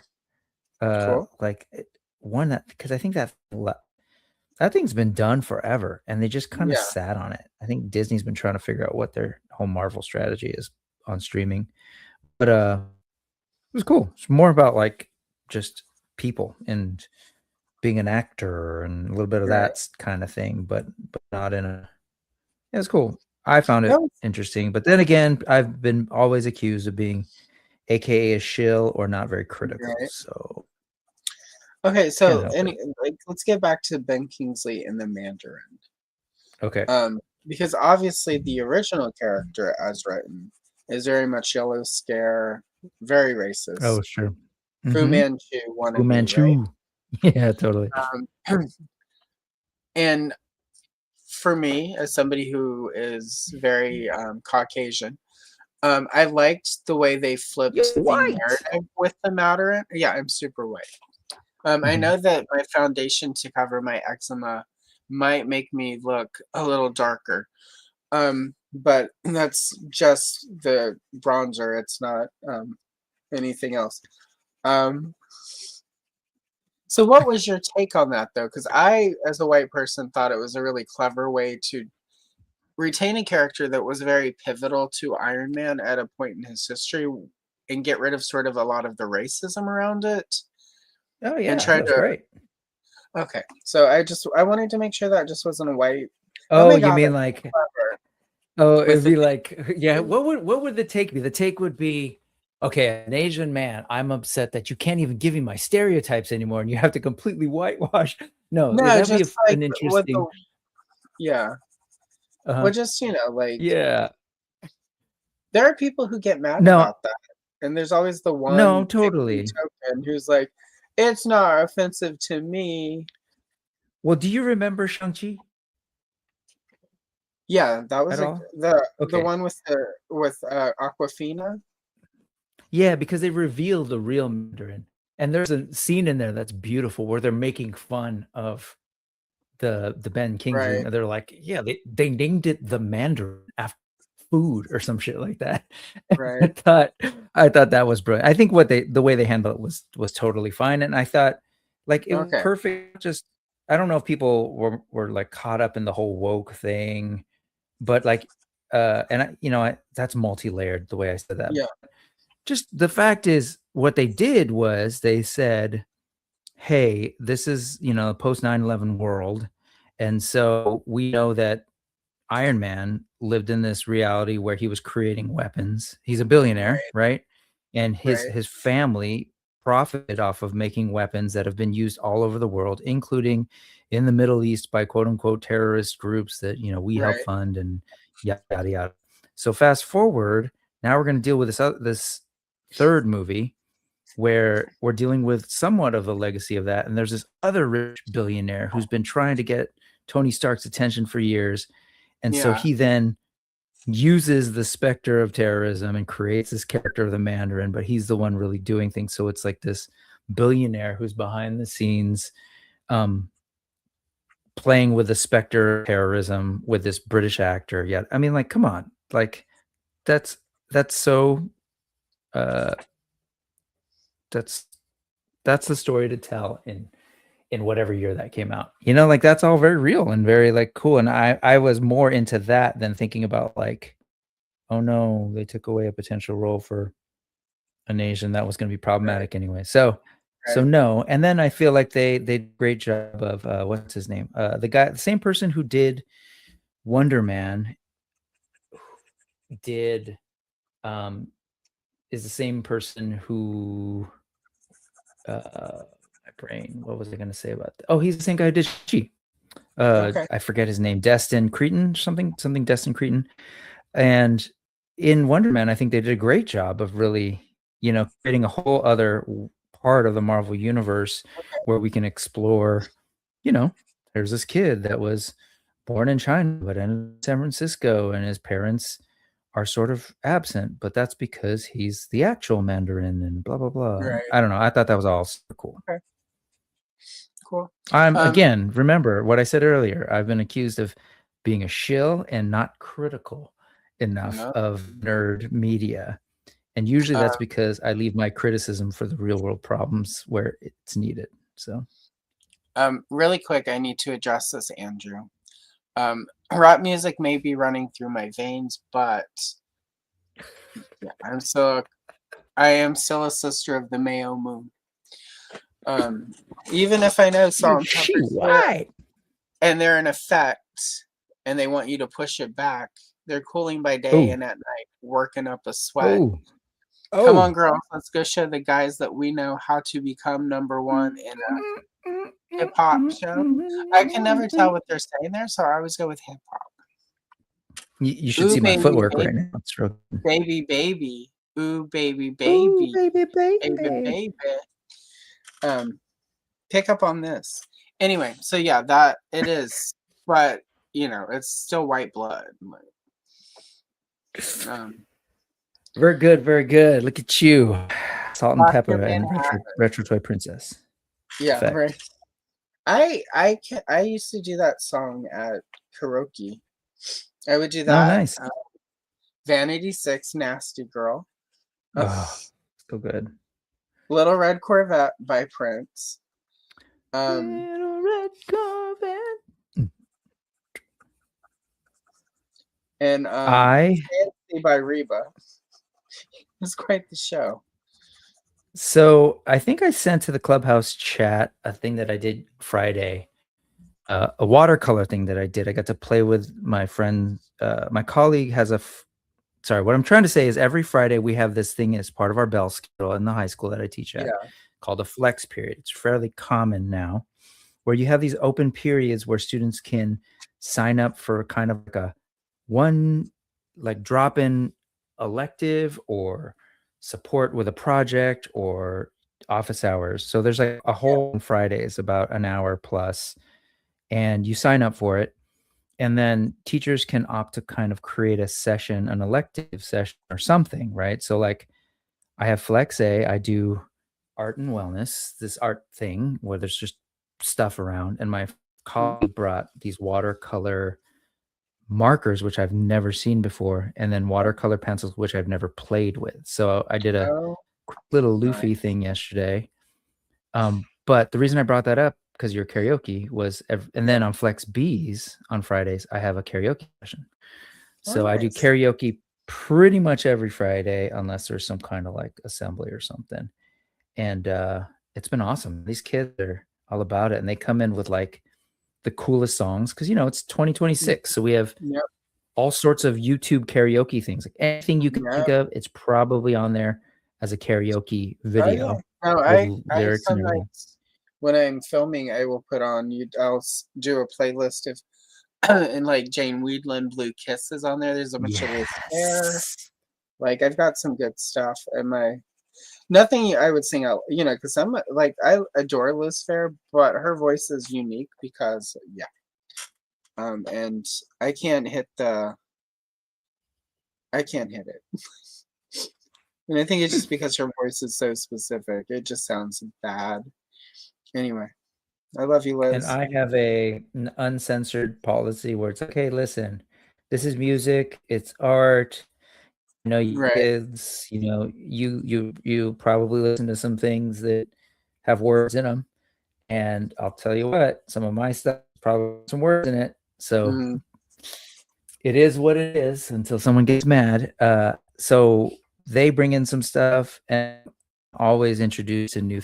I found that it's a great way for me to get introduced to all sorts of cool music. Like, are you familiar with a thing, Epic the Musical? I'm sorry, what is it? Epic the Musical? I don't think so. What is that? I'm familiar with it too, but apparently I've been hearing about it because kids have been coming in and singing it. Okay. And my kids recently, my own kids, have been playing it. So someone has written a musical about Greek mythology. Okay. Ooh. And it's Greek mythology. So it's all these like, soul searching drama, like, oh, my father did this and whatever. I think her may be the main character you follow, but it's all like music that's a little bit pop punky, maybe like mid 2000s or 2000s, quote what people call emo. But set to like, but with lyrics about Hercules, frustrations with his father and his uncle and blah blah blah. But stuff like that, like, oh, that's a thing.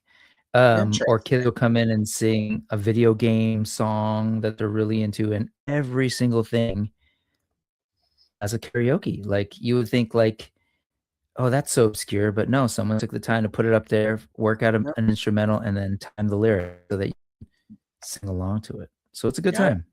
And it's a great way for me to get exposed to stuff that I wouldn't normally listen to or find. That's the one thing I miss about both Glee and American Idol. Like I would discover new music through those shows. And so no, I just American have to Idol's garbage. I've been trying to watch the recent ones with what's her name? Katy Perry's gone, and it's one of the old idols that won. I forget her. It's a country girl that she won American Idol a long time ago. Is it Carrie Underwood? But it's just not as fun. Yeah. Yeah, we don't talk about Carrie Underwood. I know. Yeah. But the whole thing is skewed so heavily now to very much like a lot of country, which like, again, I'm not going to hate on country. There's a lot of great stuff there. And I love black music, but which country music is, but it's just too much. And so I'm less interested.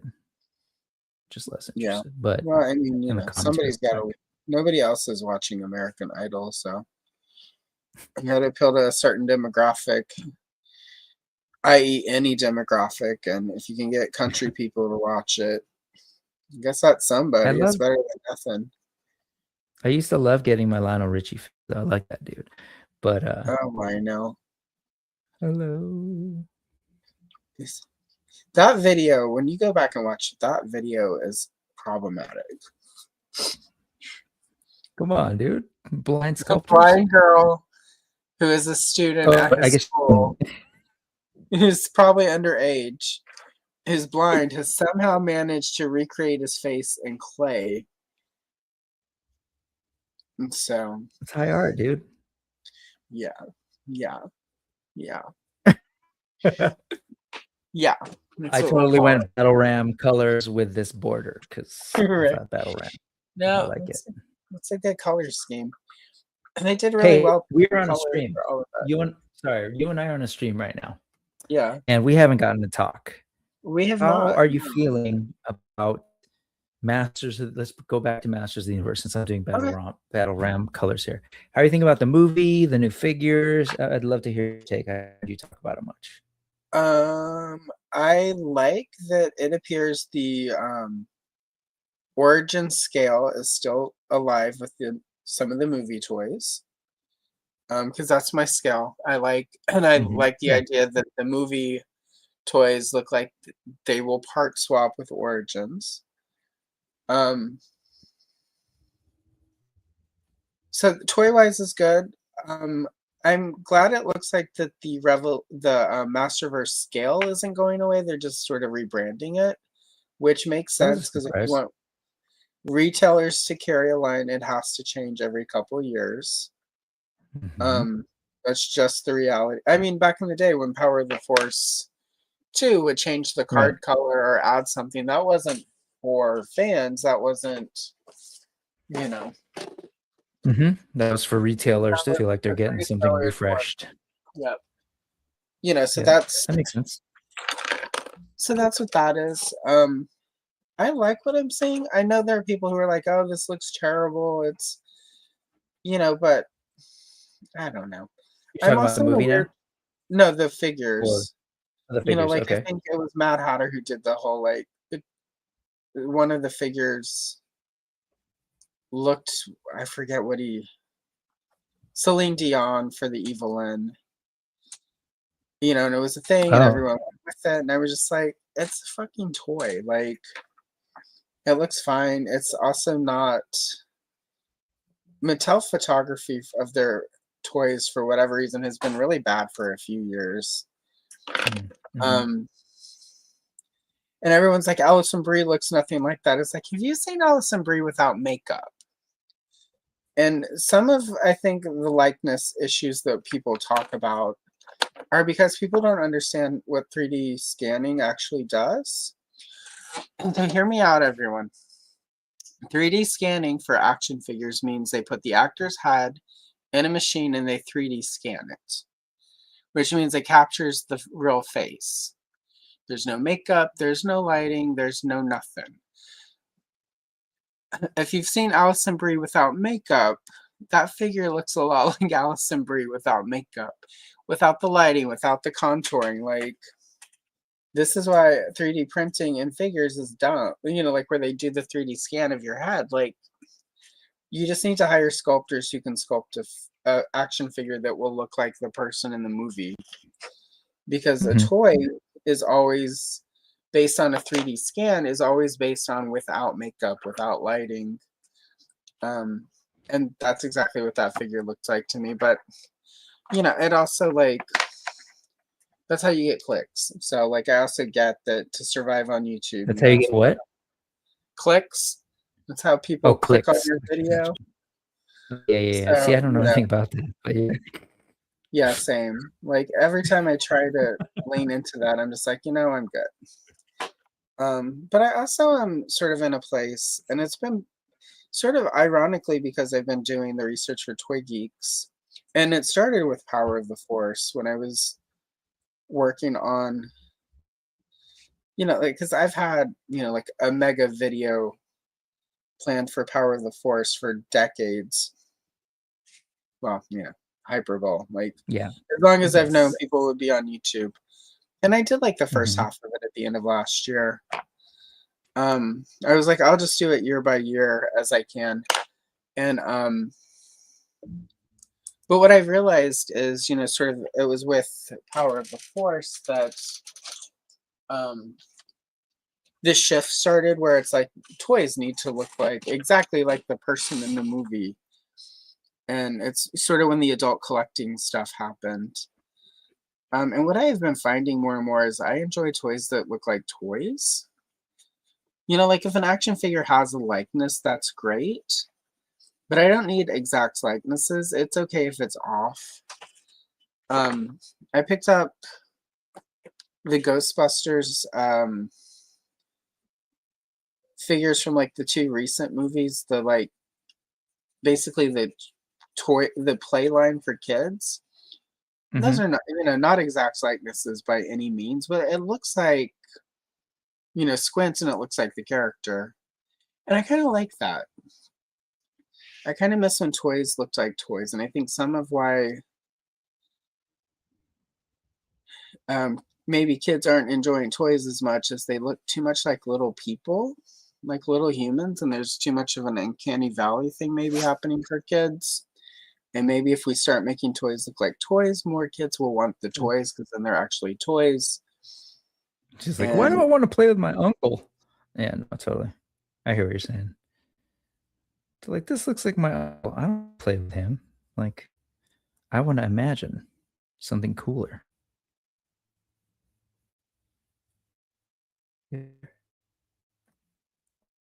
Oh, I guess it's just me.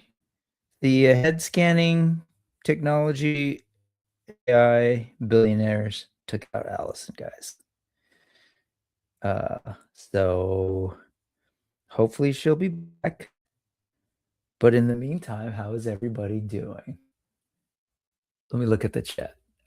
Yes, Kenza put this in a machine, a microwave actually, and then they found a way to trick the microwave into thinking that the door was closed, and then they turned it on, and that is how Bethesda's Fallout started. Next up, LOL, her phone must have died. No, I think it was the AI billionaire Pizzagate cabal going after Allison because she's too woke. And they're on to her with her subversive streams where she colors and teaches her audience to machine. Z-Man, thank you for the comment about the coloring. This is great. The art, they knew what they were doing, And man. They I'm were like, back.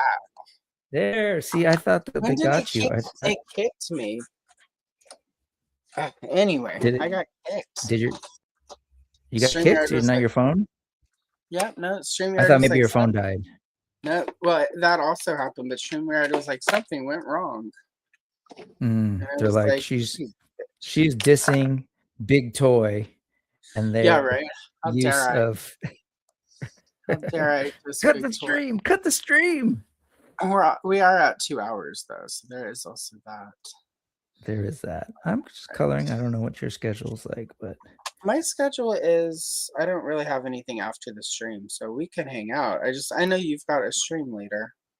not till 3:45, and I am my form of obsessive compulsion will not let me not finish this. So Excellent. Well, there's I that. have a second iPhone that I just use for You have a burner iPhone? Damn, baller. and two. I do. I just in this day and age, it's good to have a burner. A burner that can also be hacked, but like they don't know. It can be hacked, but you yeah. It's fine. You can let it go. Dumb joke on my part. Yeah. Are you almost done with yours? I don't see your art anymore. I think they kind of took out there. your. The phone actually did die. I'm just switching over to Oh, the got other it. phone. That's the burner phone, right? Gotcha. Right. Well, I was in the middle of saying that whoever, when they designed this, they picked this artist with all their little details. It totally like lets you lock in and just be like, I need to get all these little lines. Like I'm basically doing mazes. See these like little things? I feel Yeah. like I'm doing mazes without doing mazes. It's rad.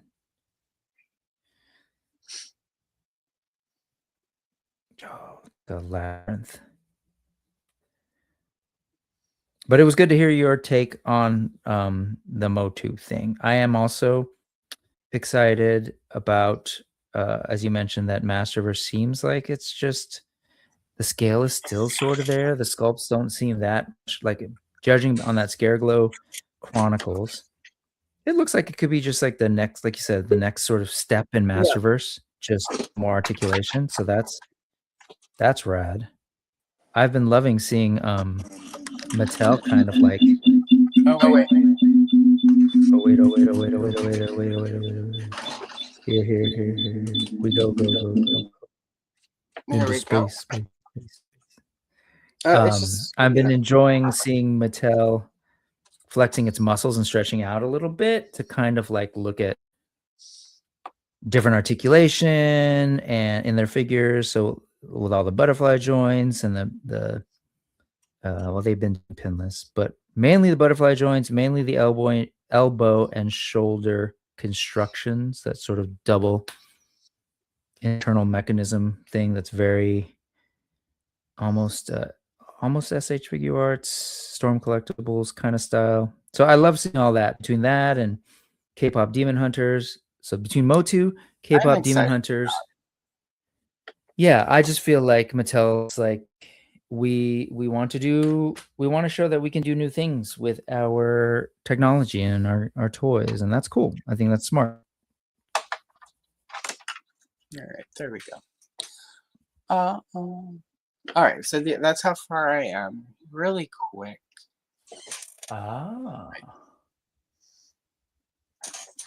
It is not weird. So with card, so this is the computer and it has this webcam. These webcams weren't too expensive when I got them, but this one I may or may not have gotten from work. So it's two setups, and I am in a district. Oh, I shouldn't admit this on camera, but anyways, I may have access to multiple laptops. And so that's how I'm doing it. They're basically two separate units. So Allison's doing it on her phone as a client, and her computer's a client. So they're just two different setups. Yeah, I have like a like this iPod, not iPod, like it's technically for art, but it's sort of like a crane that I can mount the phone into. And so that's what the phone is in. And then I just this, and I've got 2 of them now because over here is where I film videos, and over here, and that was part of getting the studio. I'm like, I'm just gonna get 2 so that because before when I would do these streams, I would have to take down the filming setup over Yeah, there, switch move it it up. over here. Now it just lives over here, but StreamYard sucks, so everything is an ordeal still. Yeah, with And your thing though, this is part of your regular production, so like yeah, seeing you color, it totally makes yeah, sense to have this like set up all the time. yep, it does, and it's handy. When I get everything reset up, I'm gonna actually have.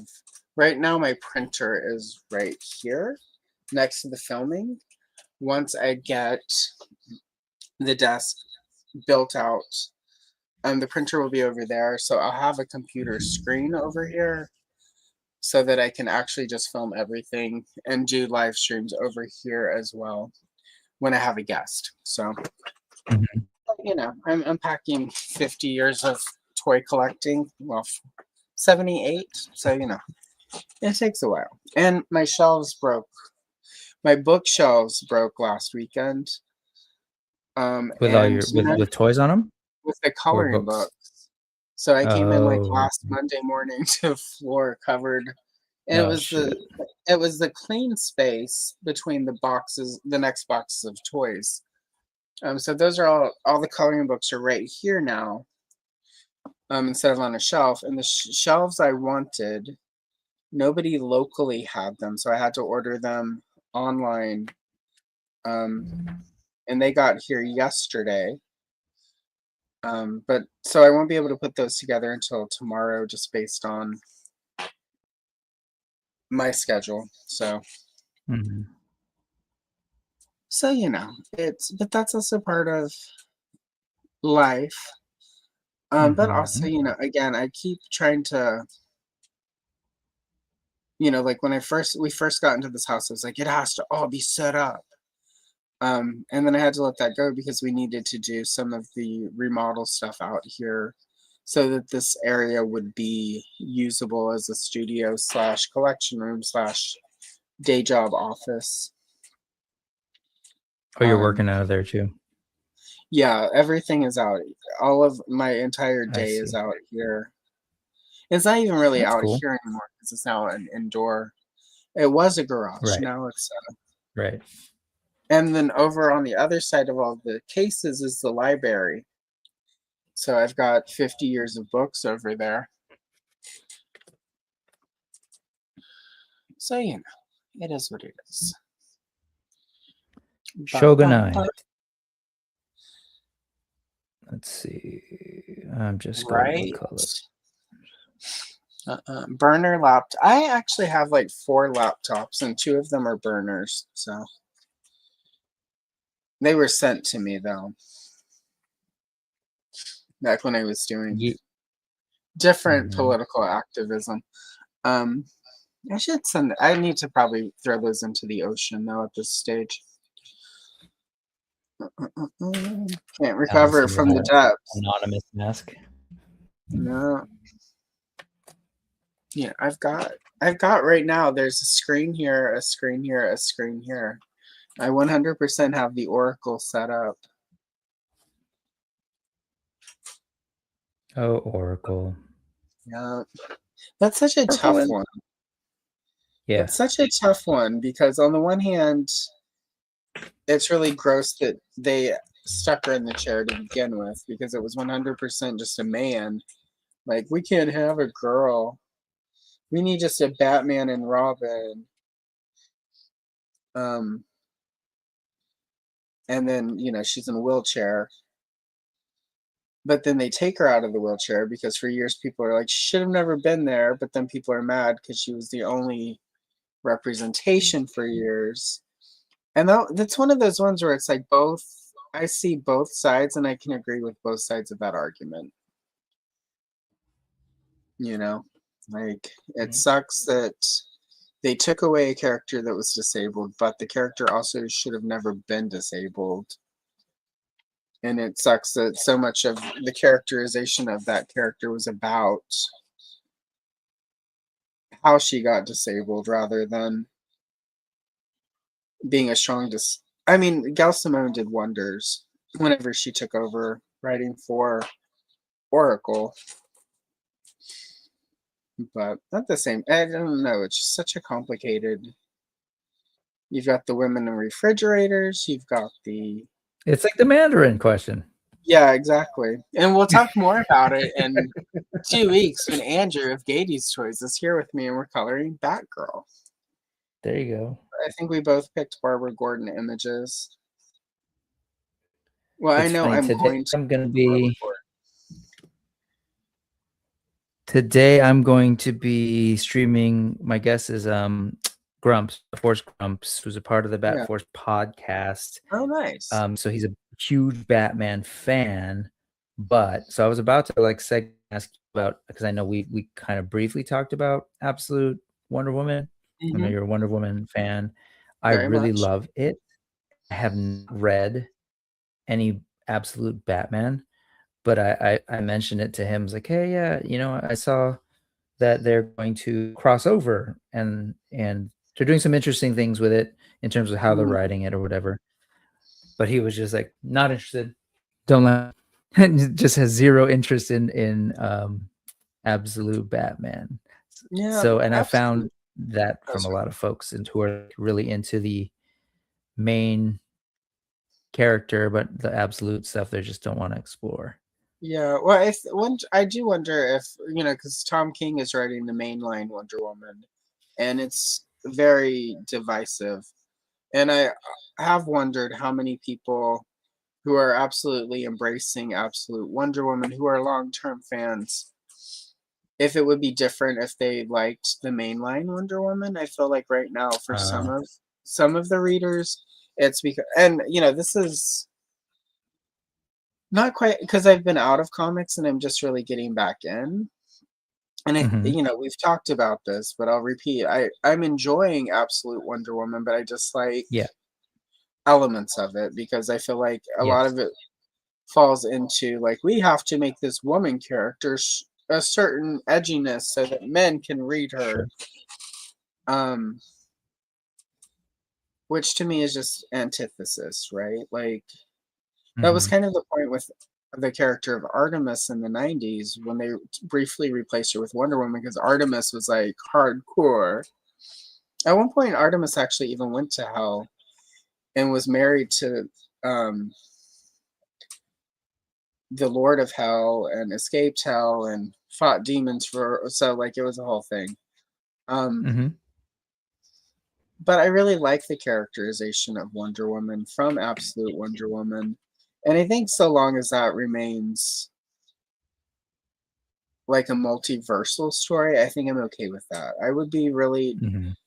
distressed if they made that for the same reason I'm really distressed when they made Zeus her dad. Like the basic Mhm. origin of Wonder Woman is what like she's made of clay.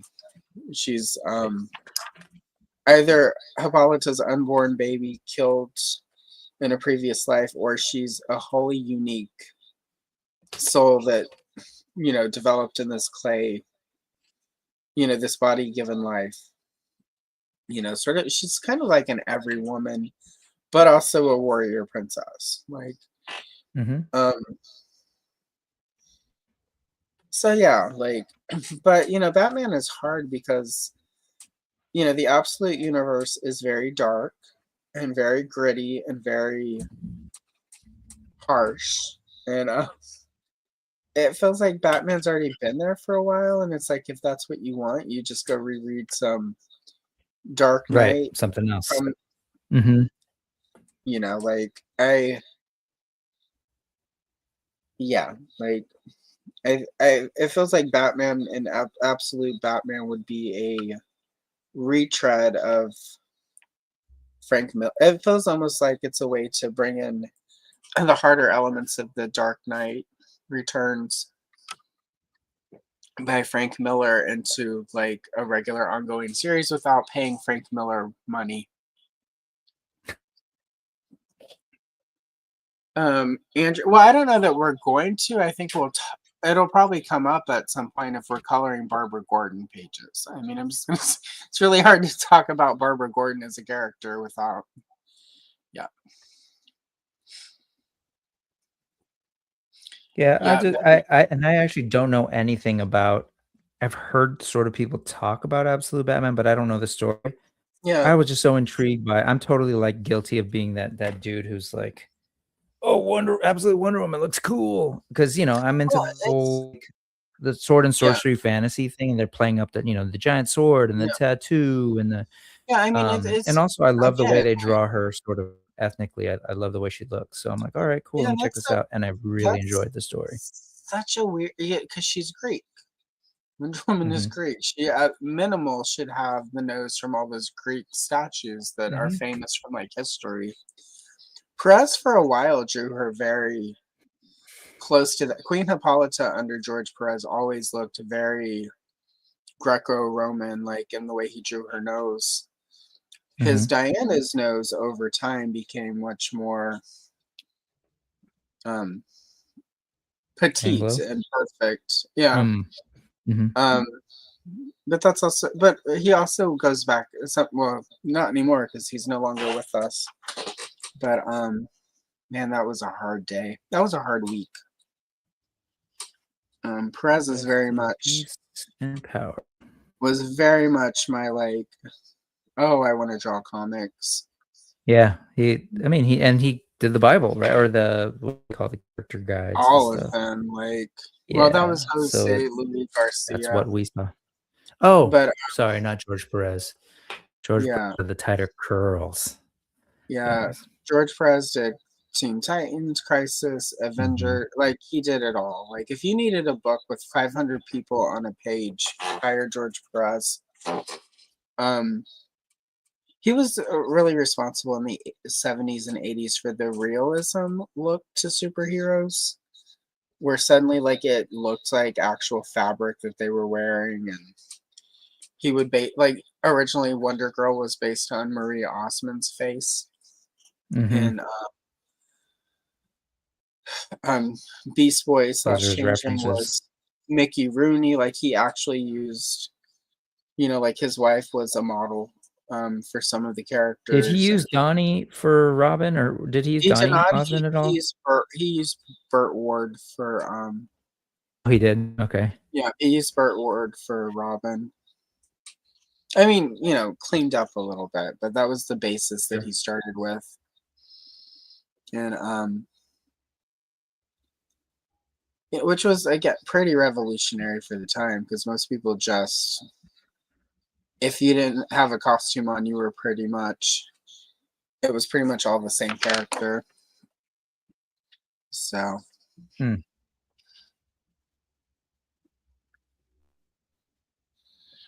I was looking at what Alex just. Yeah, you yeah, got it.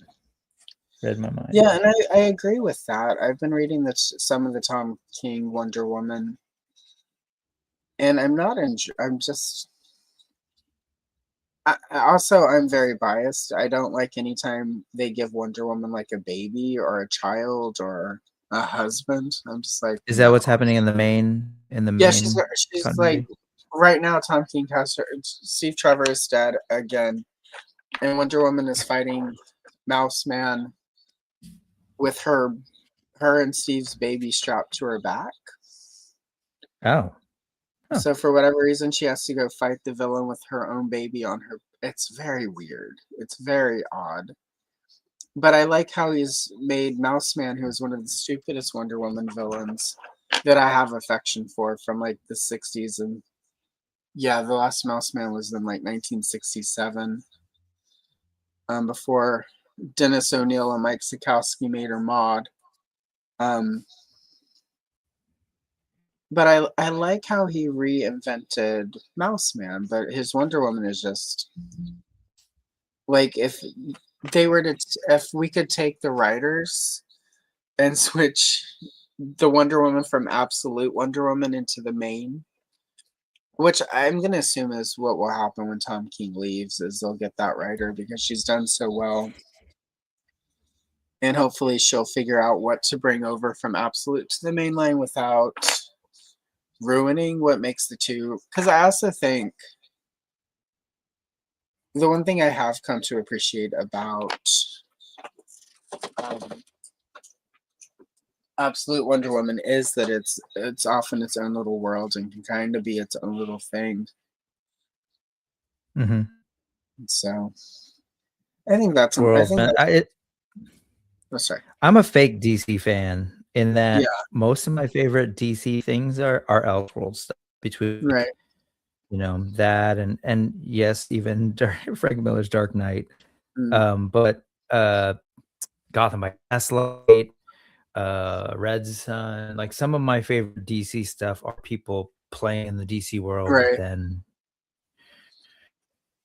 But so I'm a Well, and big that DC fan and for that's all sure. fine. But for that to work, you have to have a stable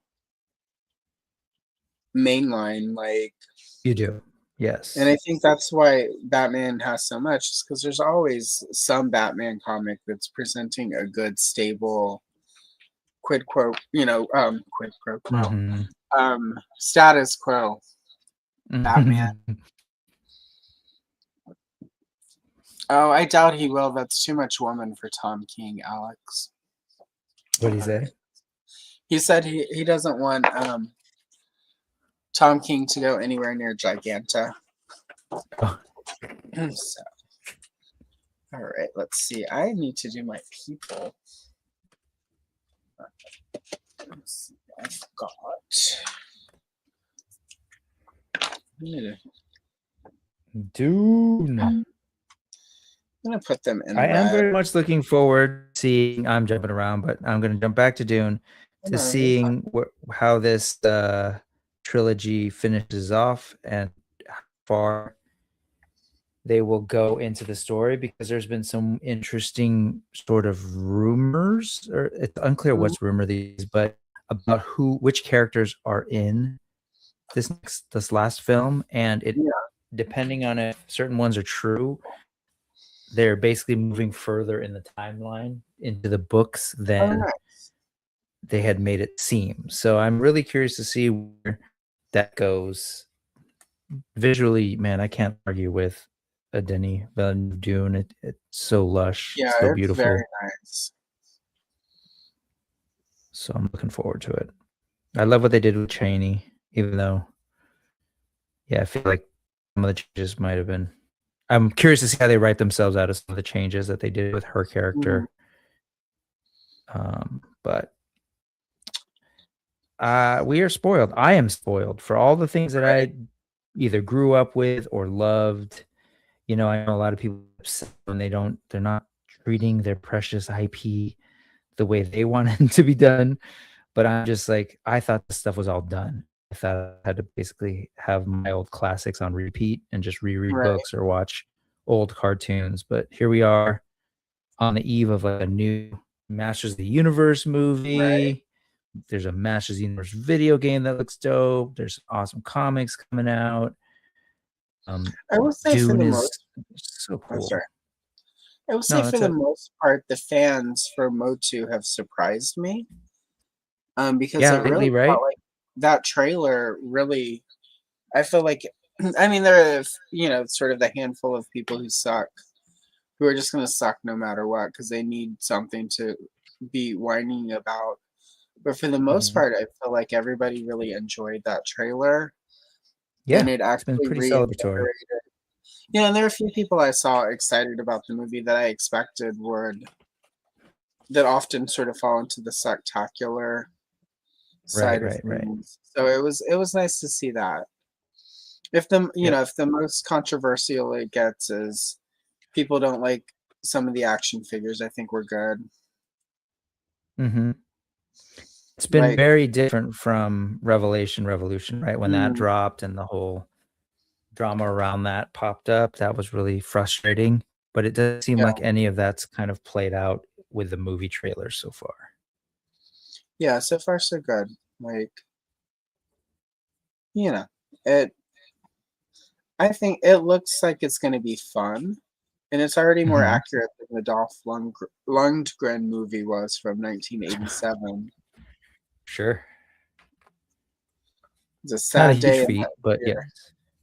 Yeah, right. It was a sad day in that theater in 1987. We left very sad.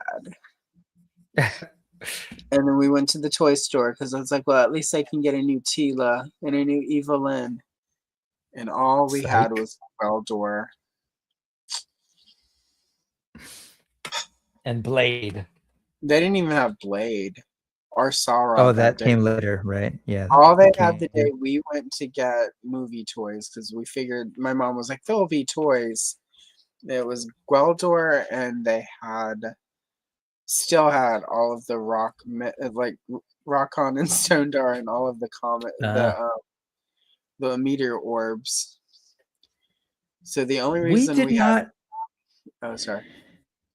No. I was just gonna say. I realized we didn't even get a motion picture He-Man back in the day, did we? We just got Gwildor, Blade, and Sauron. Yep. Mattel really dropped the ball there.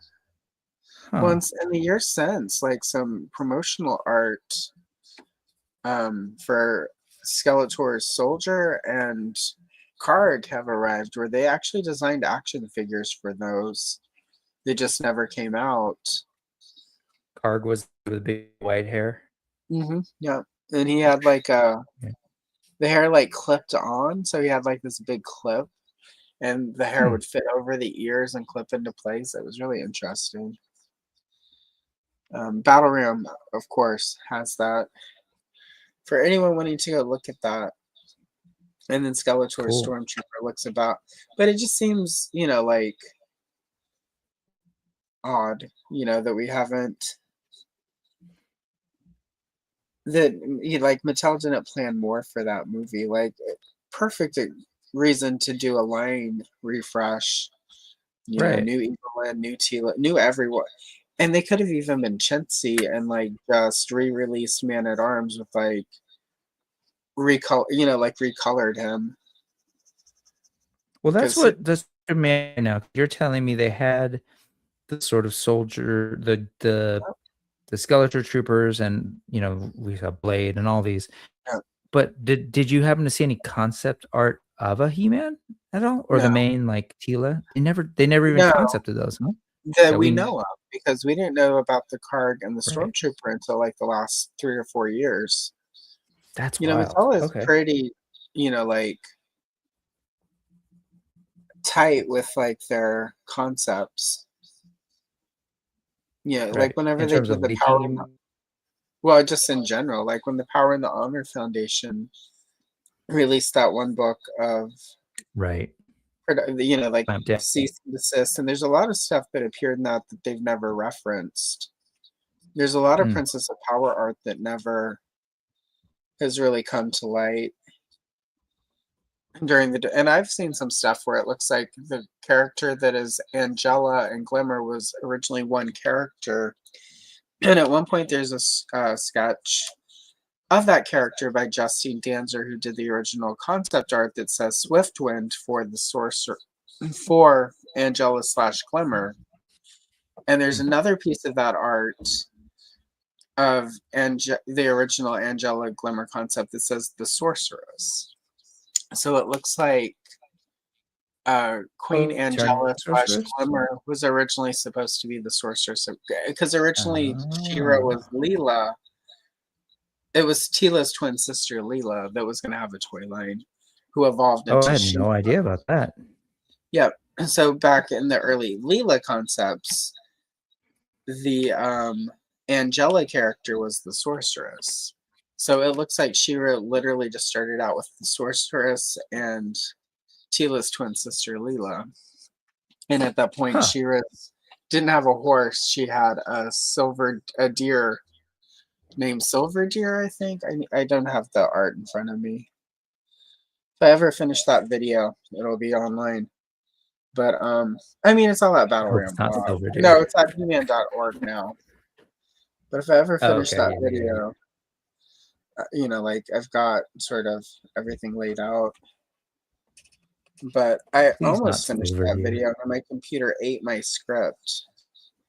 So I now have to rewrite a 12-page script. Why don't you just have AI do it and bring about the Larry and Jihad? I'm good. I mean, my stuff may not be the best written stuff, but at least I wrote it and it's not stolen from shitty writers, which is all AI does. My luck, it would still like Scott Nutlick's video about Shira and use that for the basis.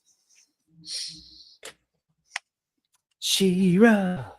Dun, dun, dun. Well, I am looking forward to the movie, the Motu Z-Man. movie. I'm excited. What's that? Z-Man's asking about the Dune movie. Is it the last film? And he thought that the new film only adapts the second book.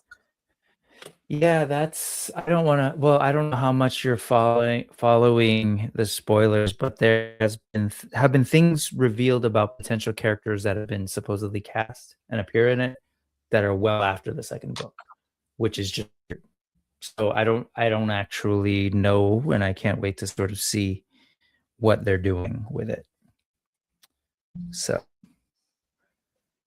my biggest thing with the movies that I miss is the exploration of the mentats, the human sort of computers and twist mentat, Peter DeVries. Like there's some things in that I wish they explored a little more, but they don't. The sci-fi one did, which is kind of rad. But Yeah, Andrew, you're right. Laser Light He-Man was almost a Dolph Lundgren version of He-Man. oh, was it? Okay. Yeah. Yeah, because that is After- weird. Like, because they love to make He-Man and Man-at-Arms and Tila that Well, it's they were all in important the though movie that that they never. the movie came out in summer of '87, and the toy line was canceled at the end of '87. So when the movie hit and bombed, that's when the toy line got canceled. So anything True. that they had planned that wasn't far enough along got canceled too. Which, there probably are Tila, Evelyn refreshes planned that just never got made because the movie, did not reinvigorate the toy line. And there's a pretty good argument for that because there are some unpublished pages from the Star comic books that Marvel was doing for Masters of the Universe that have leaked. Where in issue like 13 or 14, He-Man, Tila, Man-at-Arms, and the Sorceress all changed their outfits to look more like the movie, which you're not going to shift the licensed comic book to look like a movie unless it's to advertise toys. So if the movie had been a bigger hit and reinvigorated the toy line, we probably would have got refreshes, but it's just once that movie bombed, that's pretty much when they canceled the toy line. Mm-hmm. It's just odd that they would have some movie characters like Gwildor and Blade and Saurod and ones mocked up for Card Troop, but then we wouldn't have seen the way that they were behaving. But they would have had to leak it. Basically, it would have to be a leak. And been far enough.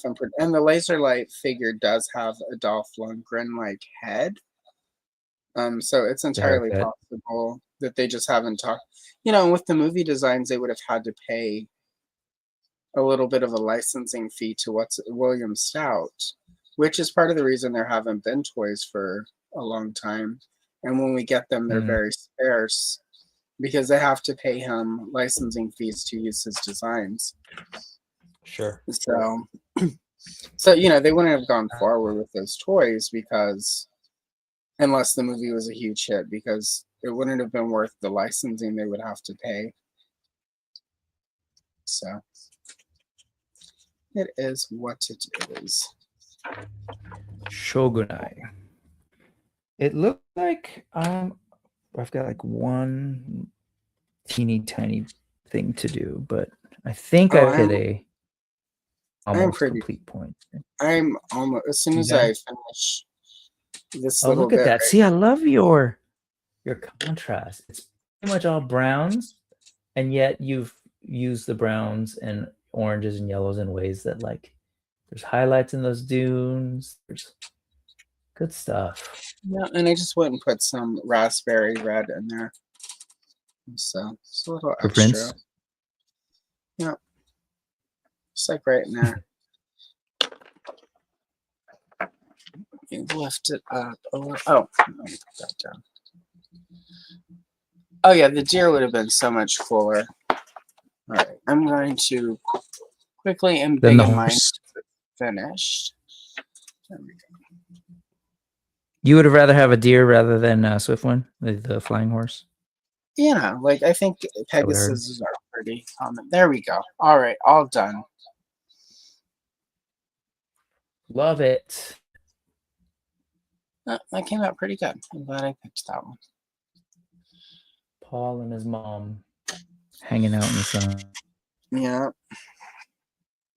Yeah, I like that. It's actually. I got myself my unicorn, but it's a really unique unicorn in very clearly like maybe Persian inspired armor. Oh, nice. Those Fortune guys like to make cool toys. Mm? It's a 4-horseman character. Where's the actual guy? The actual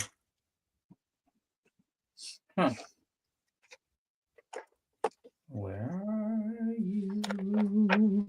Scapular.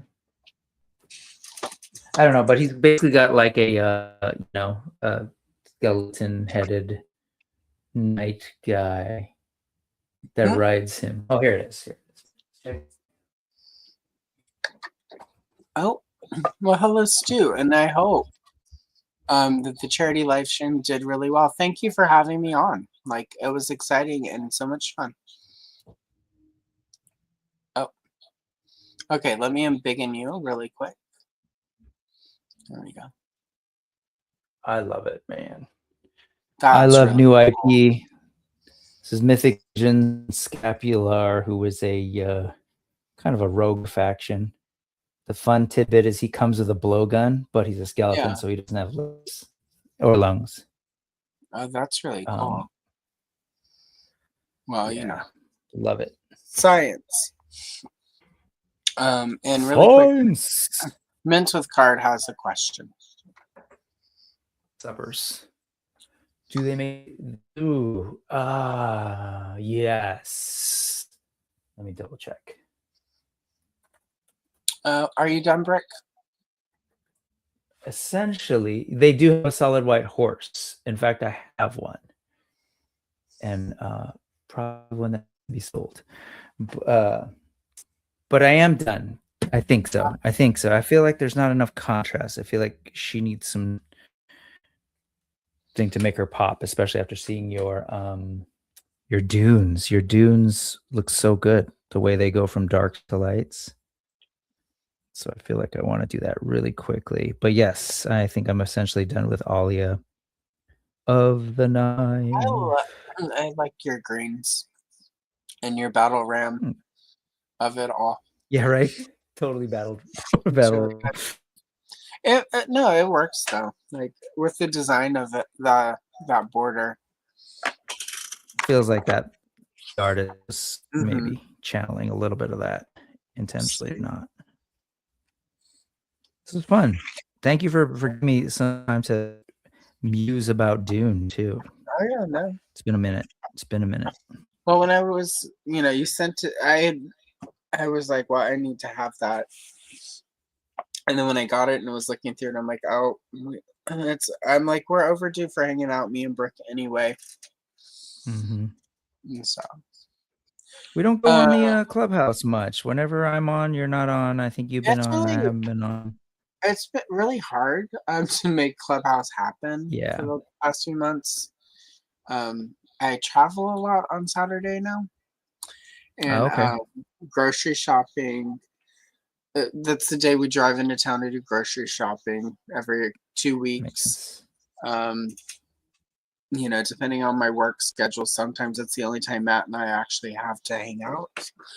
And then when we get home and I pass out, I wake up and it's, like all I'm going to do is put my hair in a messy bun, get into pajamas, and climb into bed. I'll watch the Clubhouse. I was gonna jump on last night after the stream for Stu's fundraiser stream, and I got off that stream at like 4:30, and I went and made dinner, Oof. and then sat down on the couch with the cats, and then I woke up and it was like 1 a.m. Oh, And then 4:30 p.m. 4:30 p.m. Never mind. Yeah, 4:30 p.m. I thought you were So, saying 4:30 a.m. I was like, damn. oh no, 4:30 p.m. But it's just yesterday was grocery day, so you color like a 6-year-old. There's nothing wrong with that, Z-Man. You're good. Mint with card needs a white horse for his Phantom Rider photo. And Mint also wants you to know your page looks fantastic. Thank you, Mint. Appreciate that. Yep. I don't draw enough or color, so this is this and having like little random projects. Right. The thing that I did recently for Josh Brown Toys, and After that this is fun. I do have a thing I want to talk to you about that might have require you to draw. So, Okay. Woot. Good job, Alex. What do you got coming up? Sorry. Oh, what do I ahead. have coming up? Oh, let's see. Yeah, like sell me and the chat on what's new and Great question. Let me see what schedule. Well, I'm taking some time off this summer, so I've been working on things and loading it up so that I'll have my time off, so that I can take the time off and not make anything for a few weeks, and then come back and still have all the content. So I have to look and see what's actually scheduled when. All right, so ironically, tomorrow there is a flip through of the Coloring DC Batgirl book. So flip through that coloring book and do a page. There are 3 shorts this week. Mechanic, the Talon Fighter, and Tila versus Merman. On Friday, there is Empire Strikes Back Color and Chill, where I color a page of Darth Vader on the Executor Bridge. Next Saturday, there is, I'm kind of calling them my ephemera videos. I don't know what the long-term plan is. But recently, there was a Star Wars paper doll book released.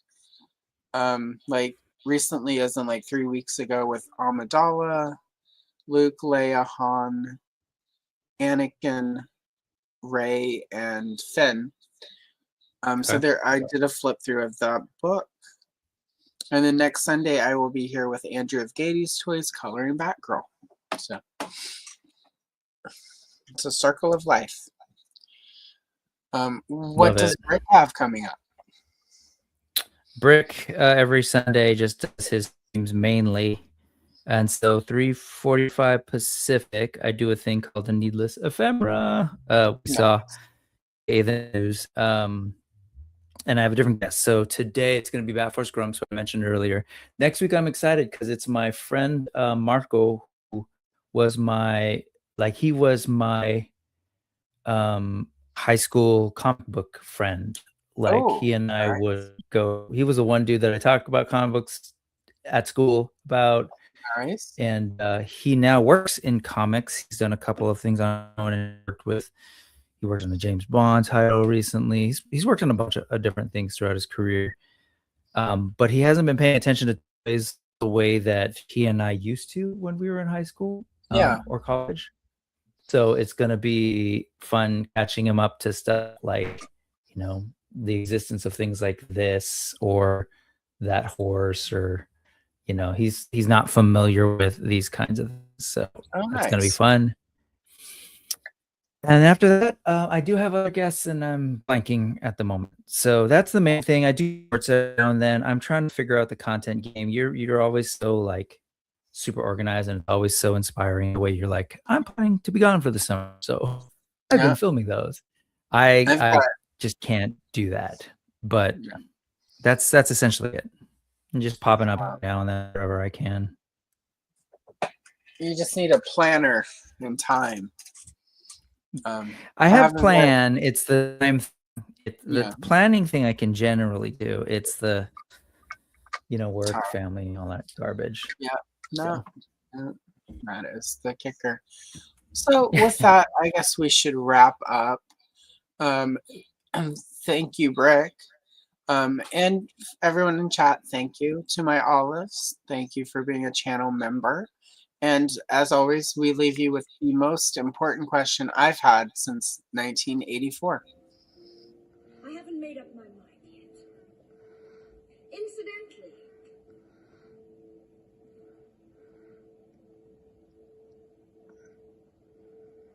which one of you bitches is my mother?